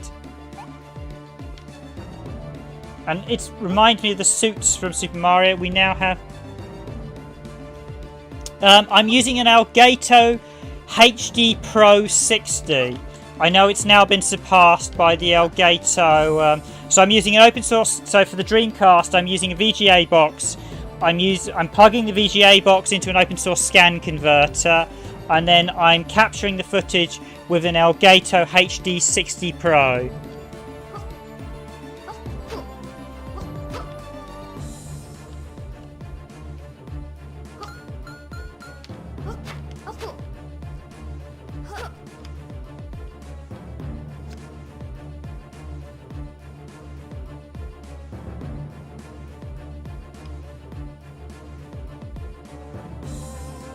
You're not a fan of Hollow Knights then, Nykoden? Some of the bosses were quite troublesome when you did some of the secret bosses. I was up to the secret bit, but it did get... Yeah, no, I'm basically... So it's VGA box, open source scan converter into...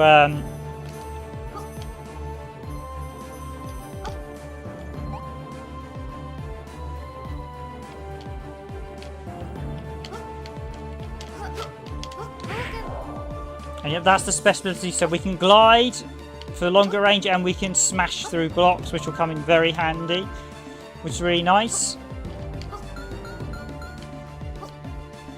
Yeah, if you want any more info on my configs and British bloke, just drop me an email.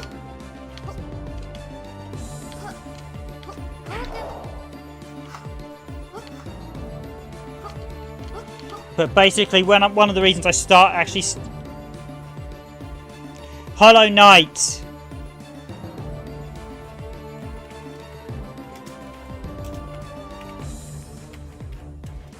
Hollow Knight. Yeah, I've not actually used a HDMI, a DC HDMI. I assume they're basically giving you a good quality VGA output over HDMI, because I know these days not every TV has even HDMI outputs. You really do want... But yeah, I mean, if you've got a DC HDMI, you can kind of ignore the open source scan converter. But yeah, I'm doing, as I said, Dreamcast into an old school VGA box, although it's not an official one, into an open source scan converter, into an Elgato HD Pro 60.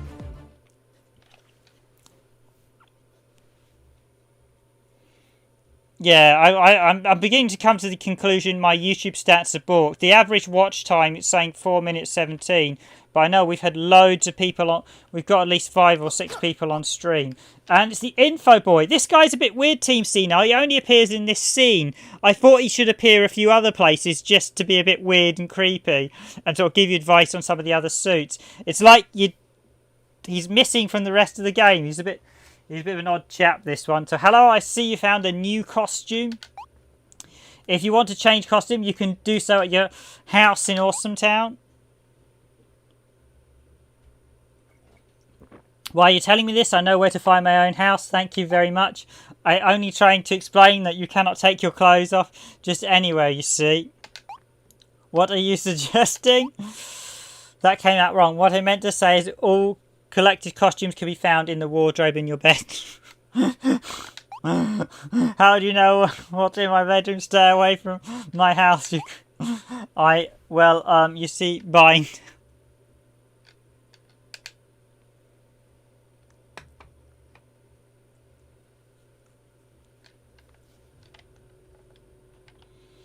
Yep, so he does a runner. I think that's the only time we see Info Boy in the game. I might be wrong, but I haven't encountered him for a second time yet.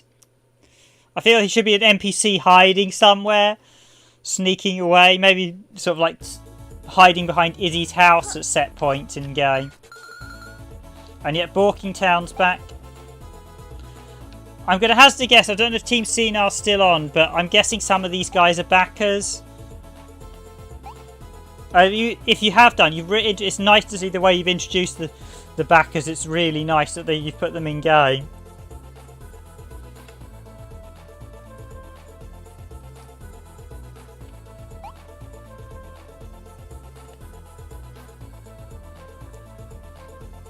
Yeah, my open source scan converter's using the older drivers because I'm on Windows 7, so if I update it to sort of any of the higher resolutions, it might not work. And Mina, thank you for saying this from that awful monster, by the way. Is that your real hair colour?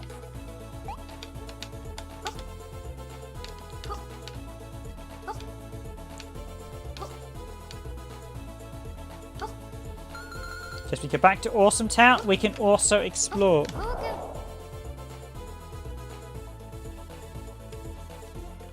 Yeah, I think it'd be quite good if he was in a few more areas as sort of running gag.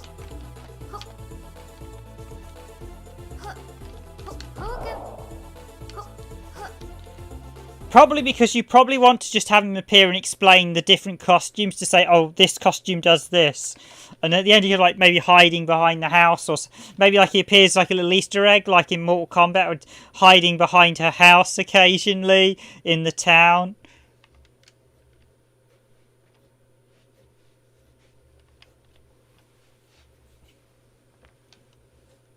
Just sort of maybe occasionally peeking out behind a house or something.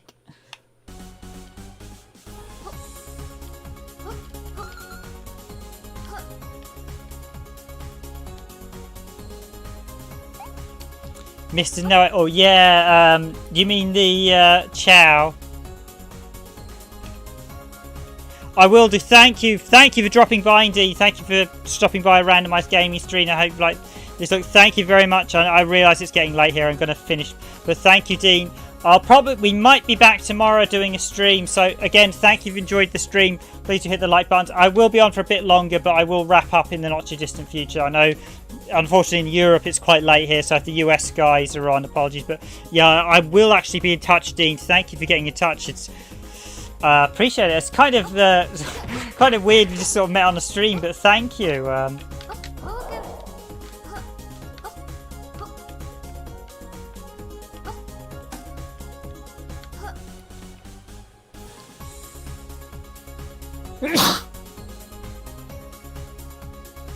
Yeah, thanks for joining Senile team. Roll, I'll drop you an email.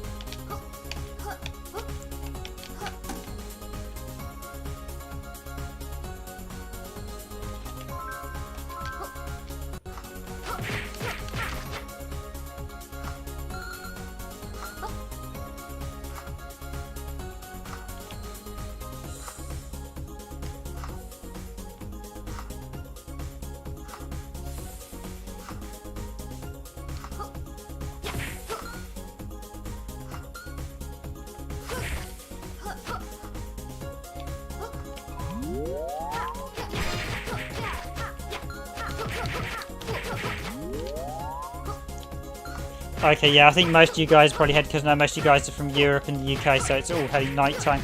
Appreciate the likes, guys. Thank you. I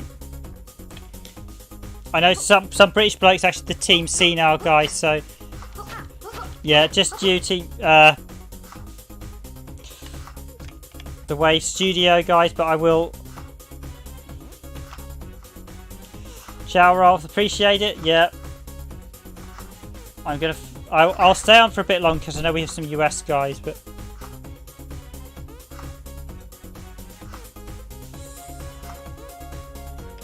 yeah, Dean. Just so you know, some British guys actually Wave Game. He's the one of the guys behind Wave Game Studios who are distributing this game. So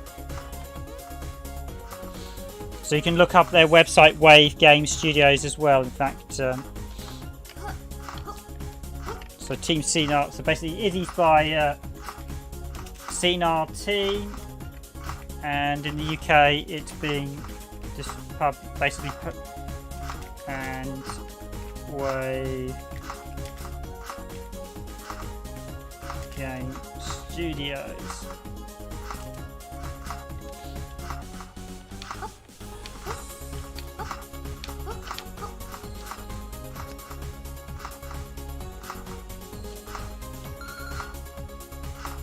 I will probably actually, so we might do a fight night tomorrow night as well, guys. So we might do actually just, so I think, did I get,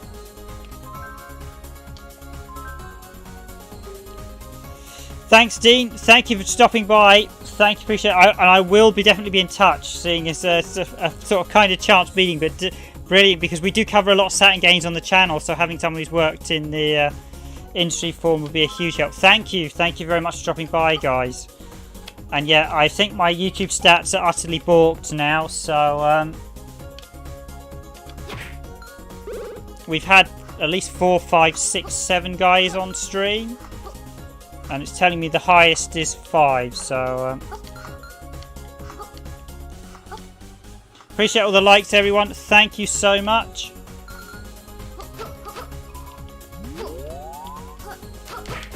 I won't spoil too much more of Izzy, but I'll play for a little bit longer just to showcase what the Dreamcast version has to offer.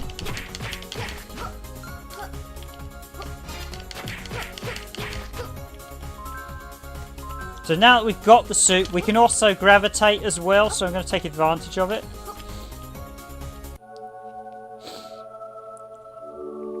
And it's a really nicely well made sort of Metroid style game, so... And you will take a bit longer playing it yourself, because I have played this a bit before, so I know exactly where I'm going.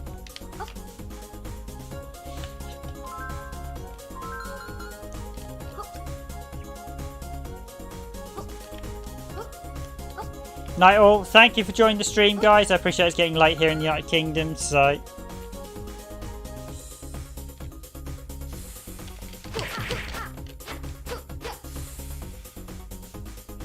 I think I tried to squish one with the rock earlier, and I think I missed it. All geared up far away. I think you can squish the one. Is it along here?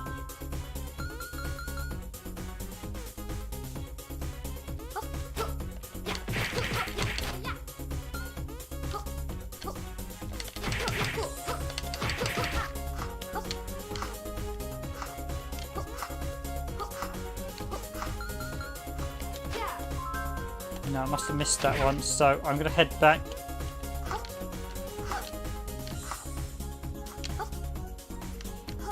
I should probably show off the garlic as well, so... It's currently saying there's no concurrent viewers, but I know I've got at least one person on, so... YouTube stats are just bought.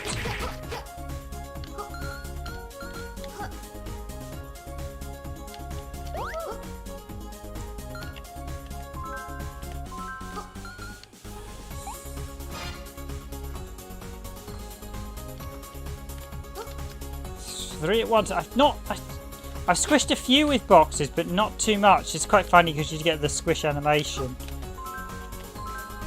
But yeah, not in this run. I think there's only one of the rocks, so I'll have to keep an eye out for it.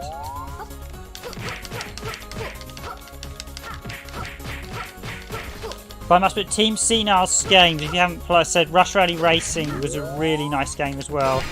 And the reloaded version, and you have it on your website, don't you? You can grab Wave Game Studio, you can grab Rush Rally Racing Reloaded as well. I'd highly recommend the reloaded version.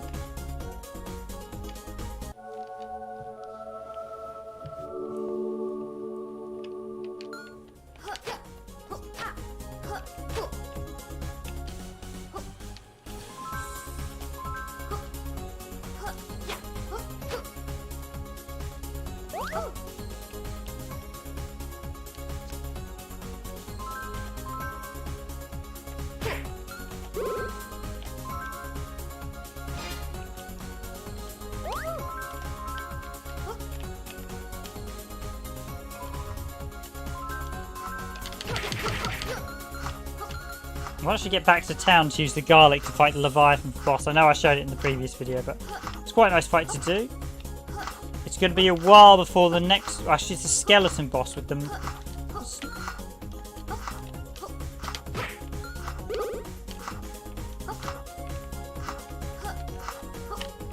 I'm not going to show too much more of the game because I don't want to spoil it, because it is out now, so I don't really want to spoil a brand new game. Some people may do, but I like to I like to respect the developers and everything. So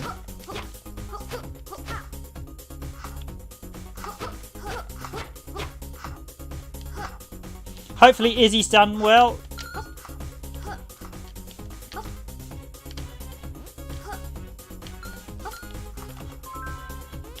Yeah, saying I have no viewers on stream, but I know you're still here, some British bloke, so I'm coming to the conclusion YouTube is a bit rubbish at the minute. I'm rapidly coming to the conclusion YouTube is a bit rubbish, but hopefully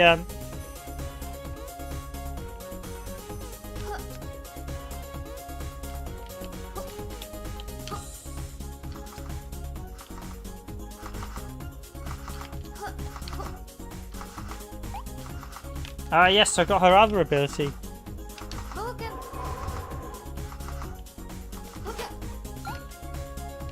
That's good to know. I really hope it does well, because it's nice to...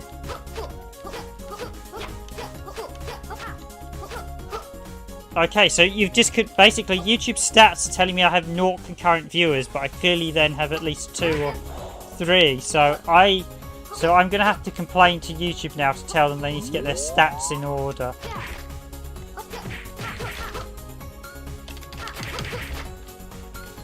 So we might be doing a fight night tomorrow, so I will have words with DeGrew, and maybe we'll do a fight night.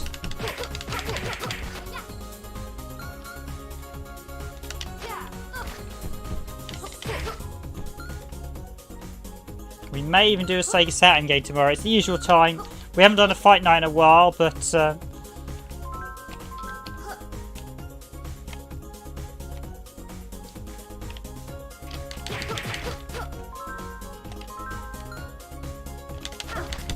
Scorpions are probably one of the most aggravating enemies. They're the ones that get you the most, I find, because they've got long reach.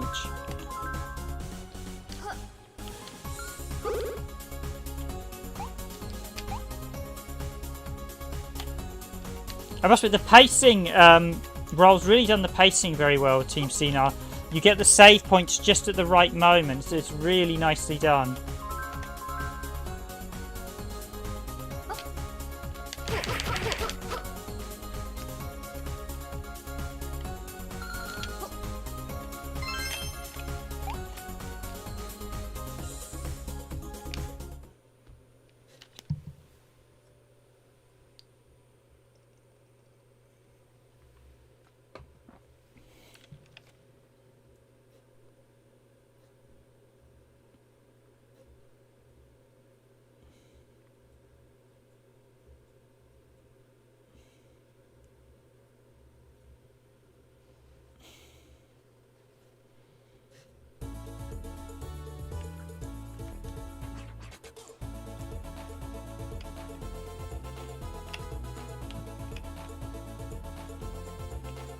Yeah, I mean, Team Senile stuff's been really good, and all credit to Roll. He's really proven he's a very talented developer, especially seeing as he's been doing this largely on his own. I do like that, and the art's fantastic as well. Considering the fact he's done the coding and art, I mean, that's a hell of a task. If you're doing games solo, that's a real testament to your abilities.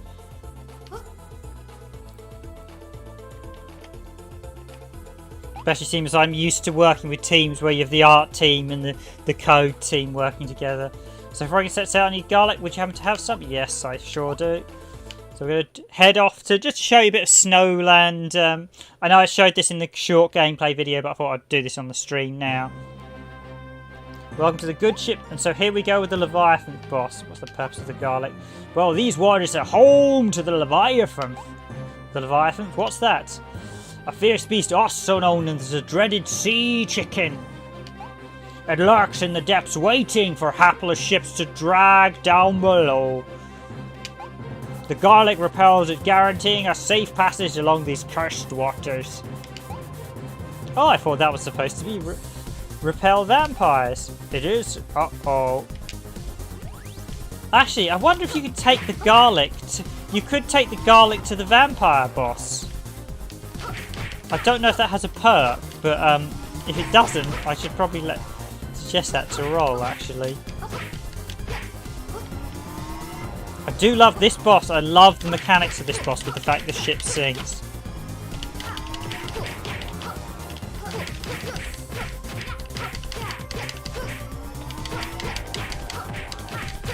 It's a really nice thing.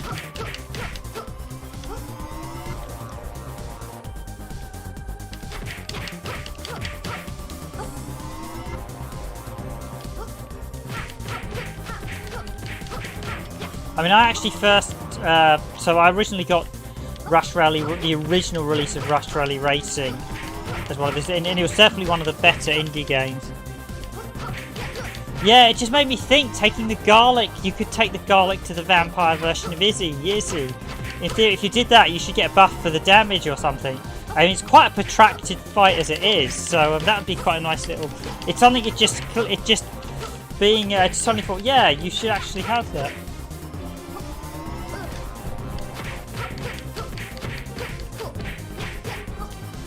Oh, goes to the chef to get garlic. Yeah, I can see why you do that.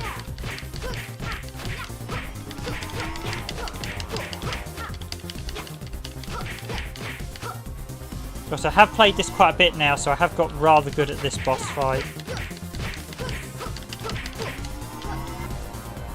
Being a former professional tester who's worked in the industry, you learn to get good at video games.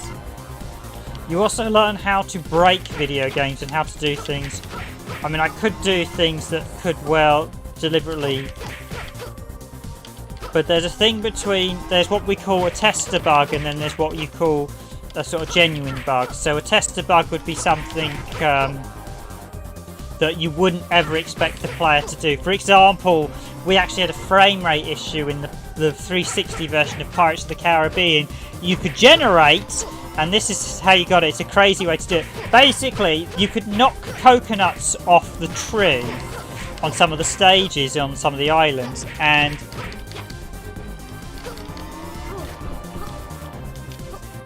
133 hours in this game. Wow. Lots of gameplay testing then. But as an example of a tester bug mentioned, you could knock the coconuts off the tree, and what one of the guys found was you could put it into a boat, and they knocked something like 200 coconuts into a boat, and then watch literally as you got a really surreal wave effect with the coconuts moving within the boat. It was fantastic to watch.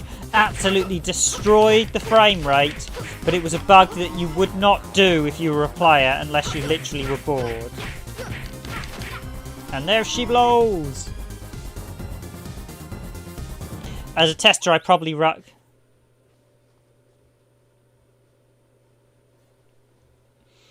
Yeah, no, I mean, I found a few... I have filed a few things, as I mentioned. Probably the biggest issue, if you're playing this, is that it doesn't include a 60Hz mode if you're playing on a PAL Dreamcast via a standard cable.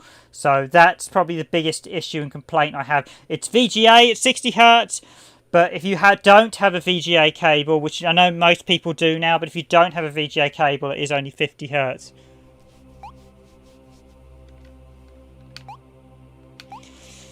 Yeah, it's a 360 version. It was on one of the pirate islands. You could literally knock coconuts off the palm trees. I think it's in the... Had enough of the code? No, we want to go and explore. I think it was in the final game. I assume you could still knock the coconuts down, because I don't remember knocking many of the coconuts down in the later stages. I'm actually aware of a few games where the bugs are still in it, and I have actually had a couple of games, being a pro tester, where I have literally cached them within 30 seconds of starting, and when that happens I get very unhappy. Gears of War Tactics recently, we managed to crash twice within about 3 minutes.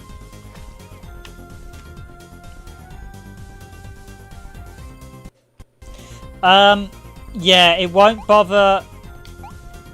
It will do to some extent, because 50Hz displays 480p in a 576 window. It'll only bother sort of hardened Hertz players, but it will bother them, which is something that I do need to say, because we cover 50-60Hz here on the channel, so I do need to mention it. But it is something that will bother them. It should have had a 60Hz option, but it's fine because VGA has it. But there will be a small number of people, not many, but there will be a small. I mean, most people these days play by VGA, but there will be one or two that might be a little annoyed about it.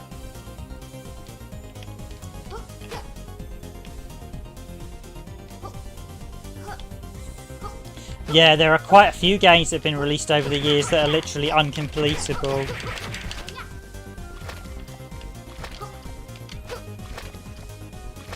Infamously, I think one of the first I can remember. I know there's quite a few older games. There's loads on the ZX Spectrum and stuff like that. They're literally unfinishable. But one of the most notorious ones was Kingpin on the PC, where the game wouldn't spawn, I think, an exit for one of the stages.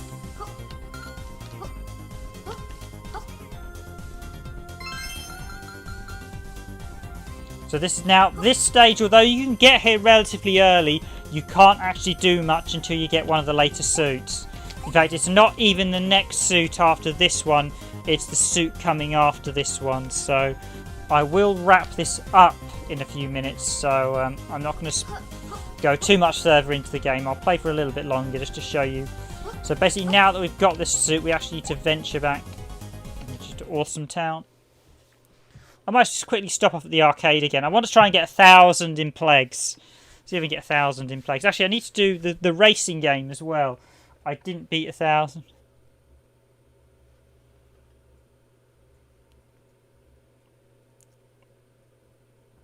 Oh, really? iNinja on original Xbox seemed to have that problem. I wasn't aware of two.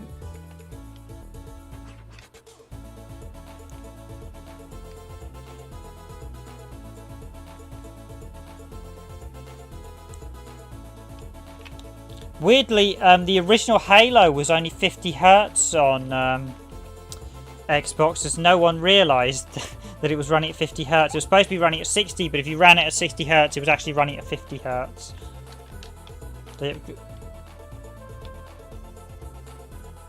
Yeah, I want to go for a slightly higher score, though, for a bit of fun. Just to end the stream off. Let's see if I can get a slightly higher score.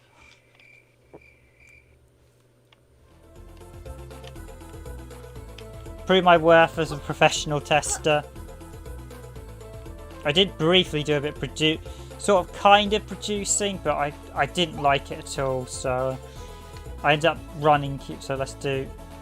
Actually, before I okay, I want to try and get 1,000, mainly just to see that it does count up to 1,000.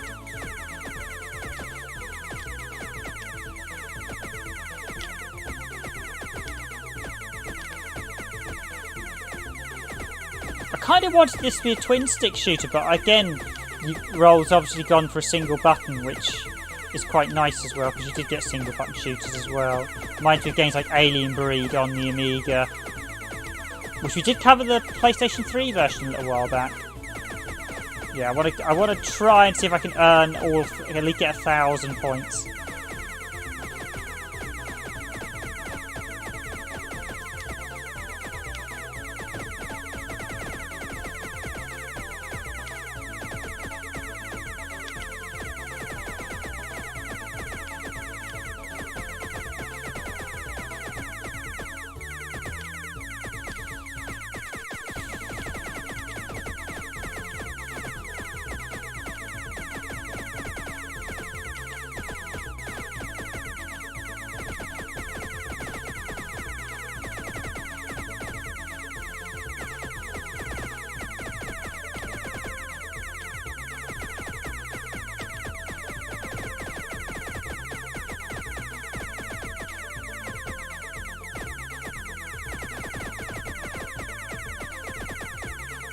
It does get very hectic very quickly, Bugs, but it's good fun.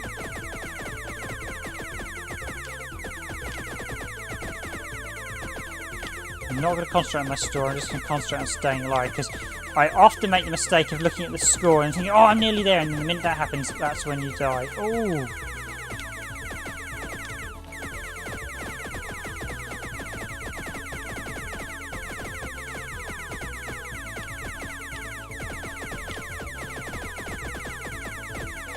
What I effectively want to do is herd the group in the middle and keep them all in the middle. So that's a tactic, so that way I've got everything on the sidelines, largely, so that way the guys in the middle are all herding.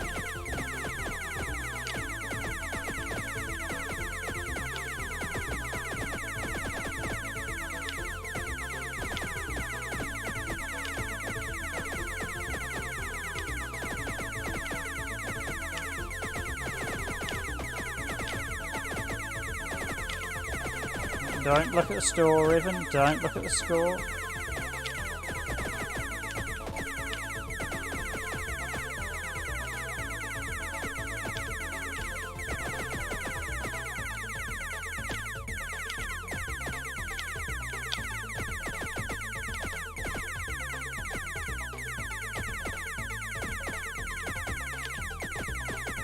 Yeah, I've actually got quite a good strategy here. I've literally herded them all in the centre, so they're actually... the rate is actually decreasing quite heavily. Ooh.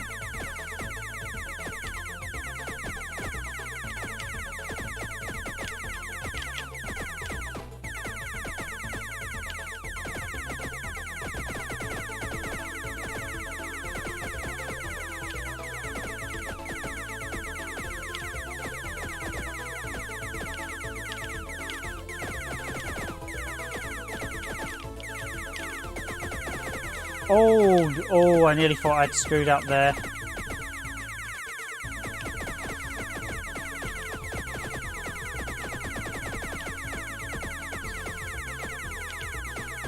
Okay, yep, I've stopped hurting in the centre. I'm just going to shoot now for fun. I've got 1,000. That's all that matters.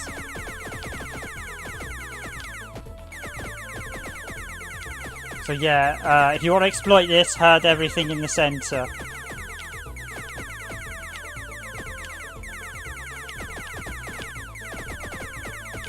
I think it's just the racing one I need to beat, so I'll give that another crack. The racing one's probably actually the hardest game I found.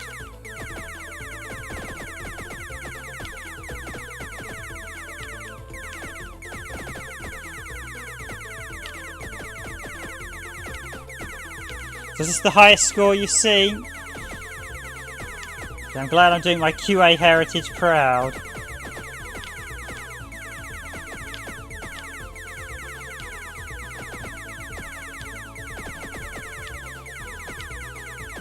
And yeah, YouTube stats are totally brought up. So they're telling me I've got no one on stream, but I know I've got multiple people on stream. So thank you, YouTube, you're rubbish.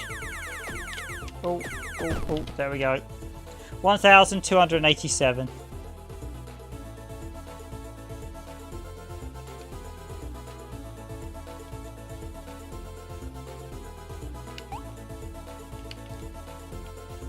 Okay, so that's all good, yep. So it's a 2,220, and then I know he gives me a special message because I beat him. Price, by the way, so you've done 700. So I beat yours by quite a margin. Yeah, I'm an old... I used to really enjoy those sort of top-down shooters like Smash TV, so that's really well done, Plurg, as well. Right, I've done about 300 on this.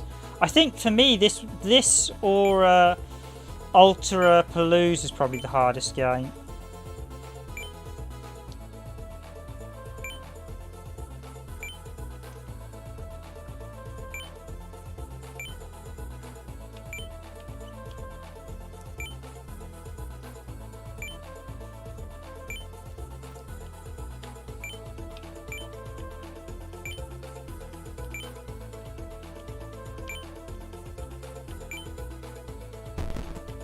.350. I haven't beaten 350. I beat the score and then sort of fail.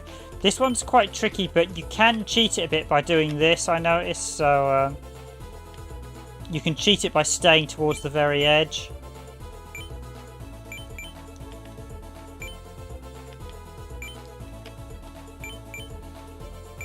It's weird. This one starts off quite slow and then it gets a lot more hectic. And initially when I'm playing it, I'm like, I want this to get hectic faster. But I think it levels up at the right place, which is good to see. I can't fault the balancing and difficulty. I think the balancing and difficulty for Izzy is absolutely superb.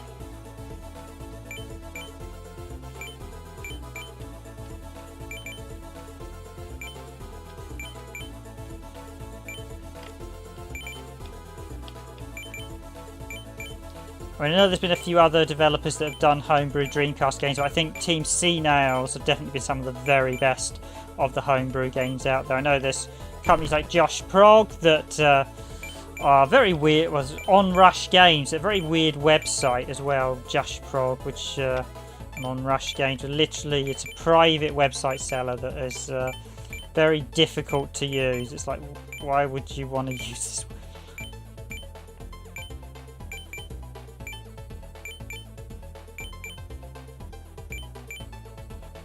I know they're French. There's a few slightly...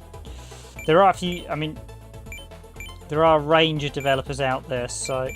But yeah, I think it's nice to see the Dreamcast still supported. I think it's primarily because of the fact the Dreamcast supported MIL CD. We're still getting games. I'm going to be a bit cheeky. Right, I'm going to try that again. I want to beat that 220 high score before I finish the stream. I will wrap this up around about 12. Yeah, Josh Prog's a little bit odd. So on Rush, Josh Prog and on Rush, the fact you have to sign up to the website was really weird. I remember looking, because some people said, oh, these are developers that sell the earlier Team Senile games. And the fact they had a private website you have to sign up to, that's kind of akin to one of those like antique stores that you go to in London that's very expensive and you have to pre-arrange a meet-up to go in, and it's just like, why do you need that on an online store? You want to see the product you're selling from the get-go. Especially seeing as the internet is about being free and open and selling your products to pretty much anyone. I do like the arcade feel of this. It does. The look as well, with the fact you've got the mini screen. Really nicely done. Really reminiscent. It feels like something you could be playing on a little mobile thing for a little entertainment, because I mean, very mobile games are very basic like this.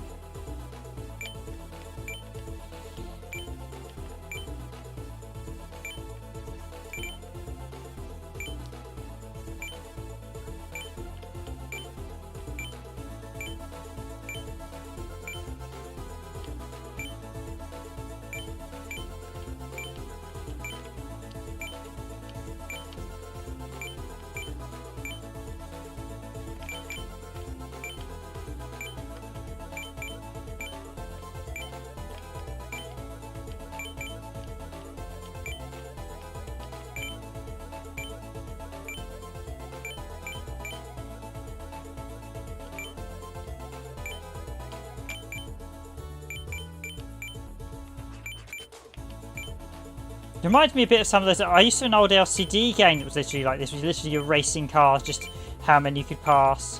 So once you get to 100, the difficulty really ramps up. You get a lot more bikes on the road. Just going to concentrate doing this at the minute. Can I do it? 15 years ago, yeah. It's really well made. It reminds me, like I said, the LCD games. Literally had one like this, where literally had it was passing cars instead of bikes. But I really feel this one gives me a hang on vibe, or super hang on. This old Sega arcade game.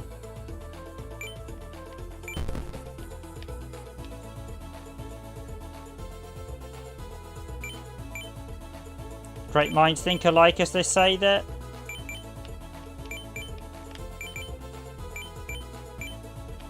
Oh, I missed out again. Right. Oh, no, I've still got hit. No. Let's try it again. One last shot. I want to beat the score. He'll give... I know as I beat him, he'll give me a special message where he says thank you. Yeah, YouTube is really rubbish tonight, saying I have no one on stream, and I know I do.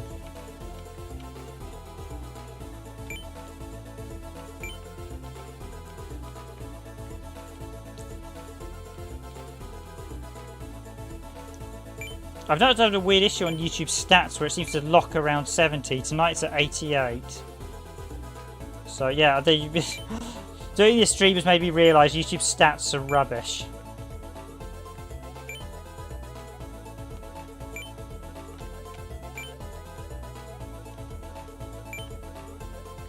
But yeah, that's a really weird coincidence, having Dean Mortlock. That's like one of those like wow moments.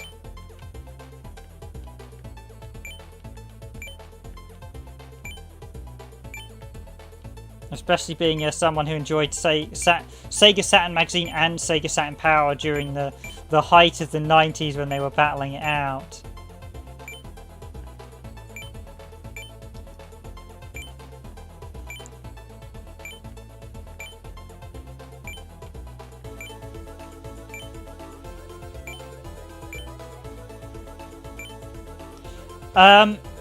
We did a very long time ago, and then I realised that we had a bigger following on YouTube, so I went to YouTube for streaming. So we do have a Randomised Gaming Twitch channel, but I haven't used it in quite a long time. I suppose I should probably do a stream or two on Twitch to see how it compares to YouTube. Because if I get better views on that, I should probably stick to Twitch. But I know Twitch can be... The problem is we have a much bigger user base on YouTube, but definitely I should probably have a look just to see if which is growing bigger. So, because if we get more views on Twitch, then I should probably consider moving over streams to Twitch. Because one of the issues we've had with YouTube is streaming on YouTube does affect views, we found out, on your main channels, which is quite aggravating. But at the same time, there's an issue where the people I'll meet on YouTube are not going to be the same people you'd meet on Twitch, so...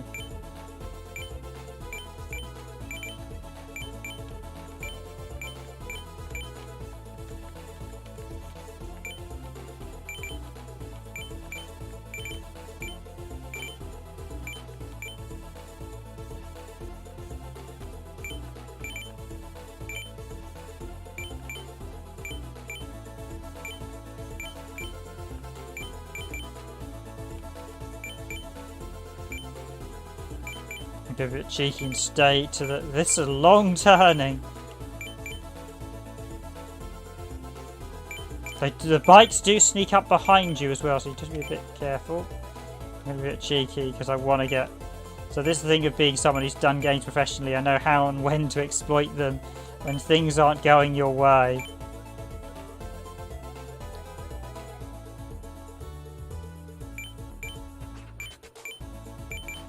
I think it'd be nice if there was some 8-bit retro music, but understandable that why there isn't some, or something to go along with the bana bana bana bana bana.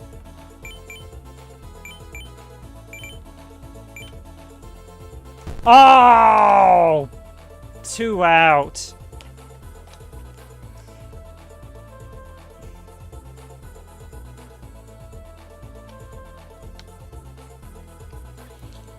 Do you want to try again? Ooh. I'll give it one last shot. I'm going to wrap it up here, so I won't show any more of the game. If you want to discover any more of Intrepid Izzy, you're going to need to pick up the game for yourself. As I said, it is out now. It is available in a number of retailers, retro games, stockists. I know Wave Game Studios are trying to get out to as many stockists as possible at the minute. So it is $29.99 here in the UK. If you visit, I've got links in the descriptions to Wave Games and Senile Team's website, so if you want to check them out there, they'll have links to the various retailers currently selling the game. Thank you for all the likes on stream. If you're watching this and enjoying the stream, please do consider hitting that like button. It is very much appreciated. I thank you all for watching, everyone. I'm going to try and beat this challenge, and then I'm going to wrap up. It's just past midnight here in the United Kingdom.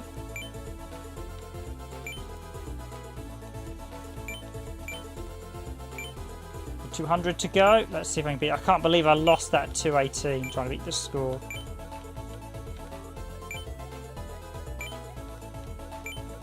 This is a really nice little game as well. I can think of quite a few games that have had mini games inside them that haven't been as good as this. Probably big games as well.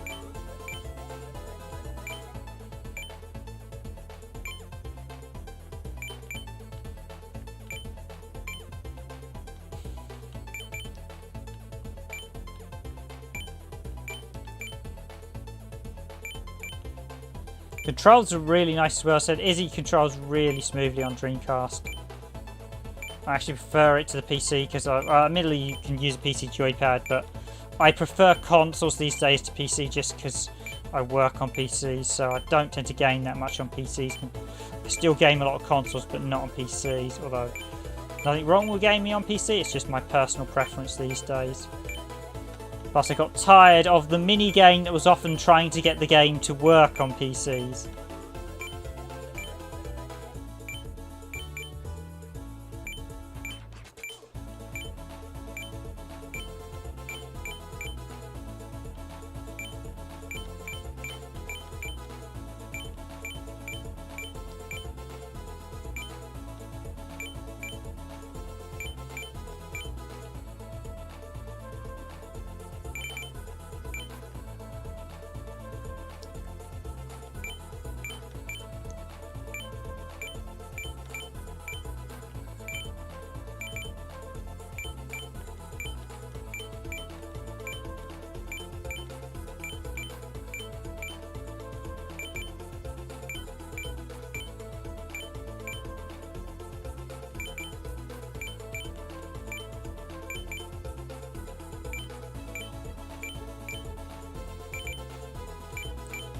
Okay, this is a much better run. I'm nearly there.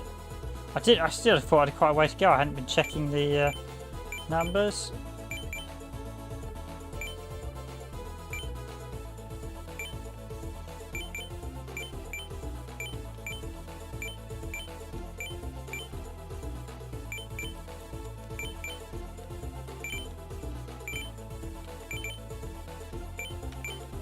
So I'm playing a mini game within Izzy at the minute. Oh.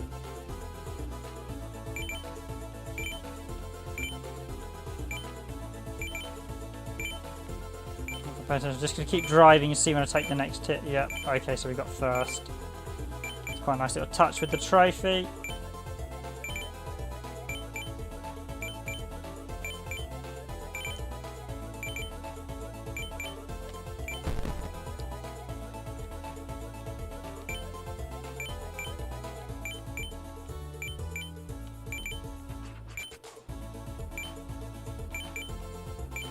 I'm not sure what my best score is actually.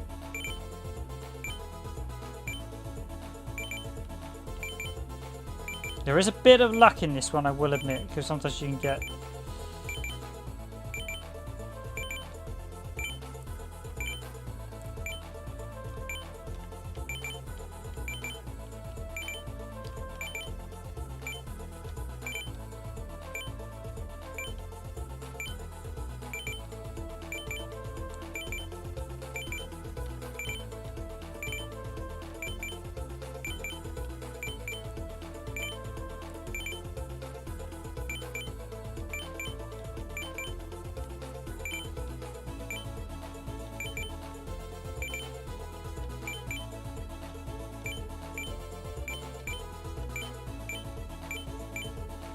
If I'm being honest, I think you could probably ramp up a difficulty level after about 400 or something to a whole nother level to make it really tough.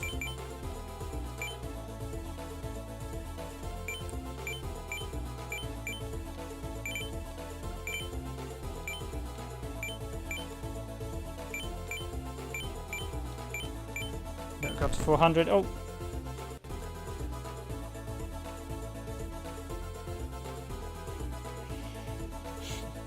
Yep, that was by far the best run. So that's 3D Wheel. That's a nice little mini game. Incredible, you got the high scores in 3D Wheel. High scores, I've never seen anything like that. I bested your high score. That's nice to know. Yeah, I used to work professionally as a games tester, so I mean, there are people with a lot better games than me, but I have a lot of experience playing games professionally and checking for issues. And yep, oh, the other thing is, did you notice something floating over your house? What's that? So yes, I can speak to animals, although I said I wouldn't spoil it. Yep, you can do. I'm a good boy, Gizmo. And what's the chicken say? Food, food, I love food. Okay, I'm going to save it there for this stream. And I'm going to wrap it up there, seeing as it's just coming up to 10 past midnight here in the United Kingdom. So I'm going to thank everyone who's been on stream. So thank you, some British bloke, for remaining. And thanks to Senile team who've been on stream. Thanks to Nykoden R who's been with me. Thanks to the editor of Sega Saturn Power. How's that for a coincidence? Dean Mortlock, a legend in the Sega Saturn circles. Thank you for joining the stream. Thanks to X Gaming 765, very much appreciated for joining as well. I know you're only there. And thank you people again at the start. Thank you to Right Sprites Retro Gaming UK. Thank you also for joining the stream. So thanks to everyone who's been streaming. Oh, and Nick, was it Crocker, who was also on stream? Nick Crocker. Thank you everyone who's been on stream. So thank you all. So I've been your host for this randomised gaming stream, Random Gamer Riven, and I wish you a good night, a good evening, good morning, or good afternoon. Thanks again to Team Senile team and Wave Game Studio, who've provided us with review copies of the Dreamcast and PC version of the game to look at. And if you do want to grab Intrepid Izzy, it is out now on the Sega Dreamcast. It is priced at... Yeah, don't blame me. I'm going to be heading to the land of Nod fairly soon. But yes, it is out now, priced at $29.99. Yeah, I'll be wrapping up relatively shortly myself. I might have a quick go on Eldorado's Gate on Dreamcast, which I'm playing through at the minute. But that's it from me. So I'm your host for this randomising. Thank you. Good night. Some British bloke. Very much appreciate you joining the stream. Again, thanks to everyone who's been on stream. As always, if you enjoy our stream, please do consider hitting that like button. It does help us in the rankings. Thanks to everyone who's been on stream. Thank you to everyone who's been viewing us tonight. I'm glad you've all got a chance to look at Intrepid Izzy. As I said, it is out now on SEGA Dreamcast. It's also out now on PC if you don't have access to a SEGA Dreamcast. So do grab it if you want a Metroid-style open-world platform on the system. As I said, there aren't many Metroidvania-style games on the Dreamcast, so I do highly recommend it. The graphics are really nice. The animation's really nice. Is a very well put together game. Didn't even get half the costumes as well. There's still quite a few costumes to unlock. And I'm done about 2 hours 30 into it. So thank you all for watching. I will wish you one last time a good night, a good evening, good morning, good afternoon. And we may be back tomorrow with another stream. I'll definitely consider, I'll chat to Random Gamer Dream. We might be back with a fight night looking at one of the fight games from either the Sega Saturn or Sega Dreamcast. But thank you all. Have a good night, everyone, and I'll see you all tomorrow.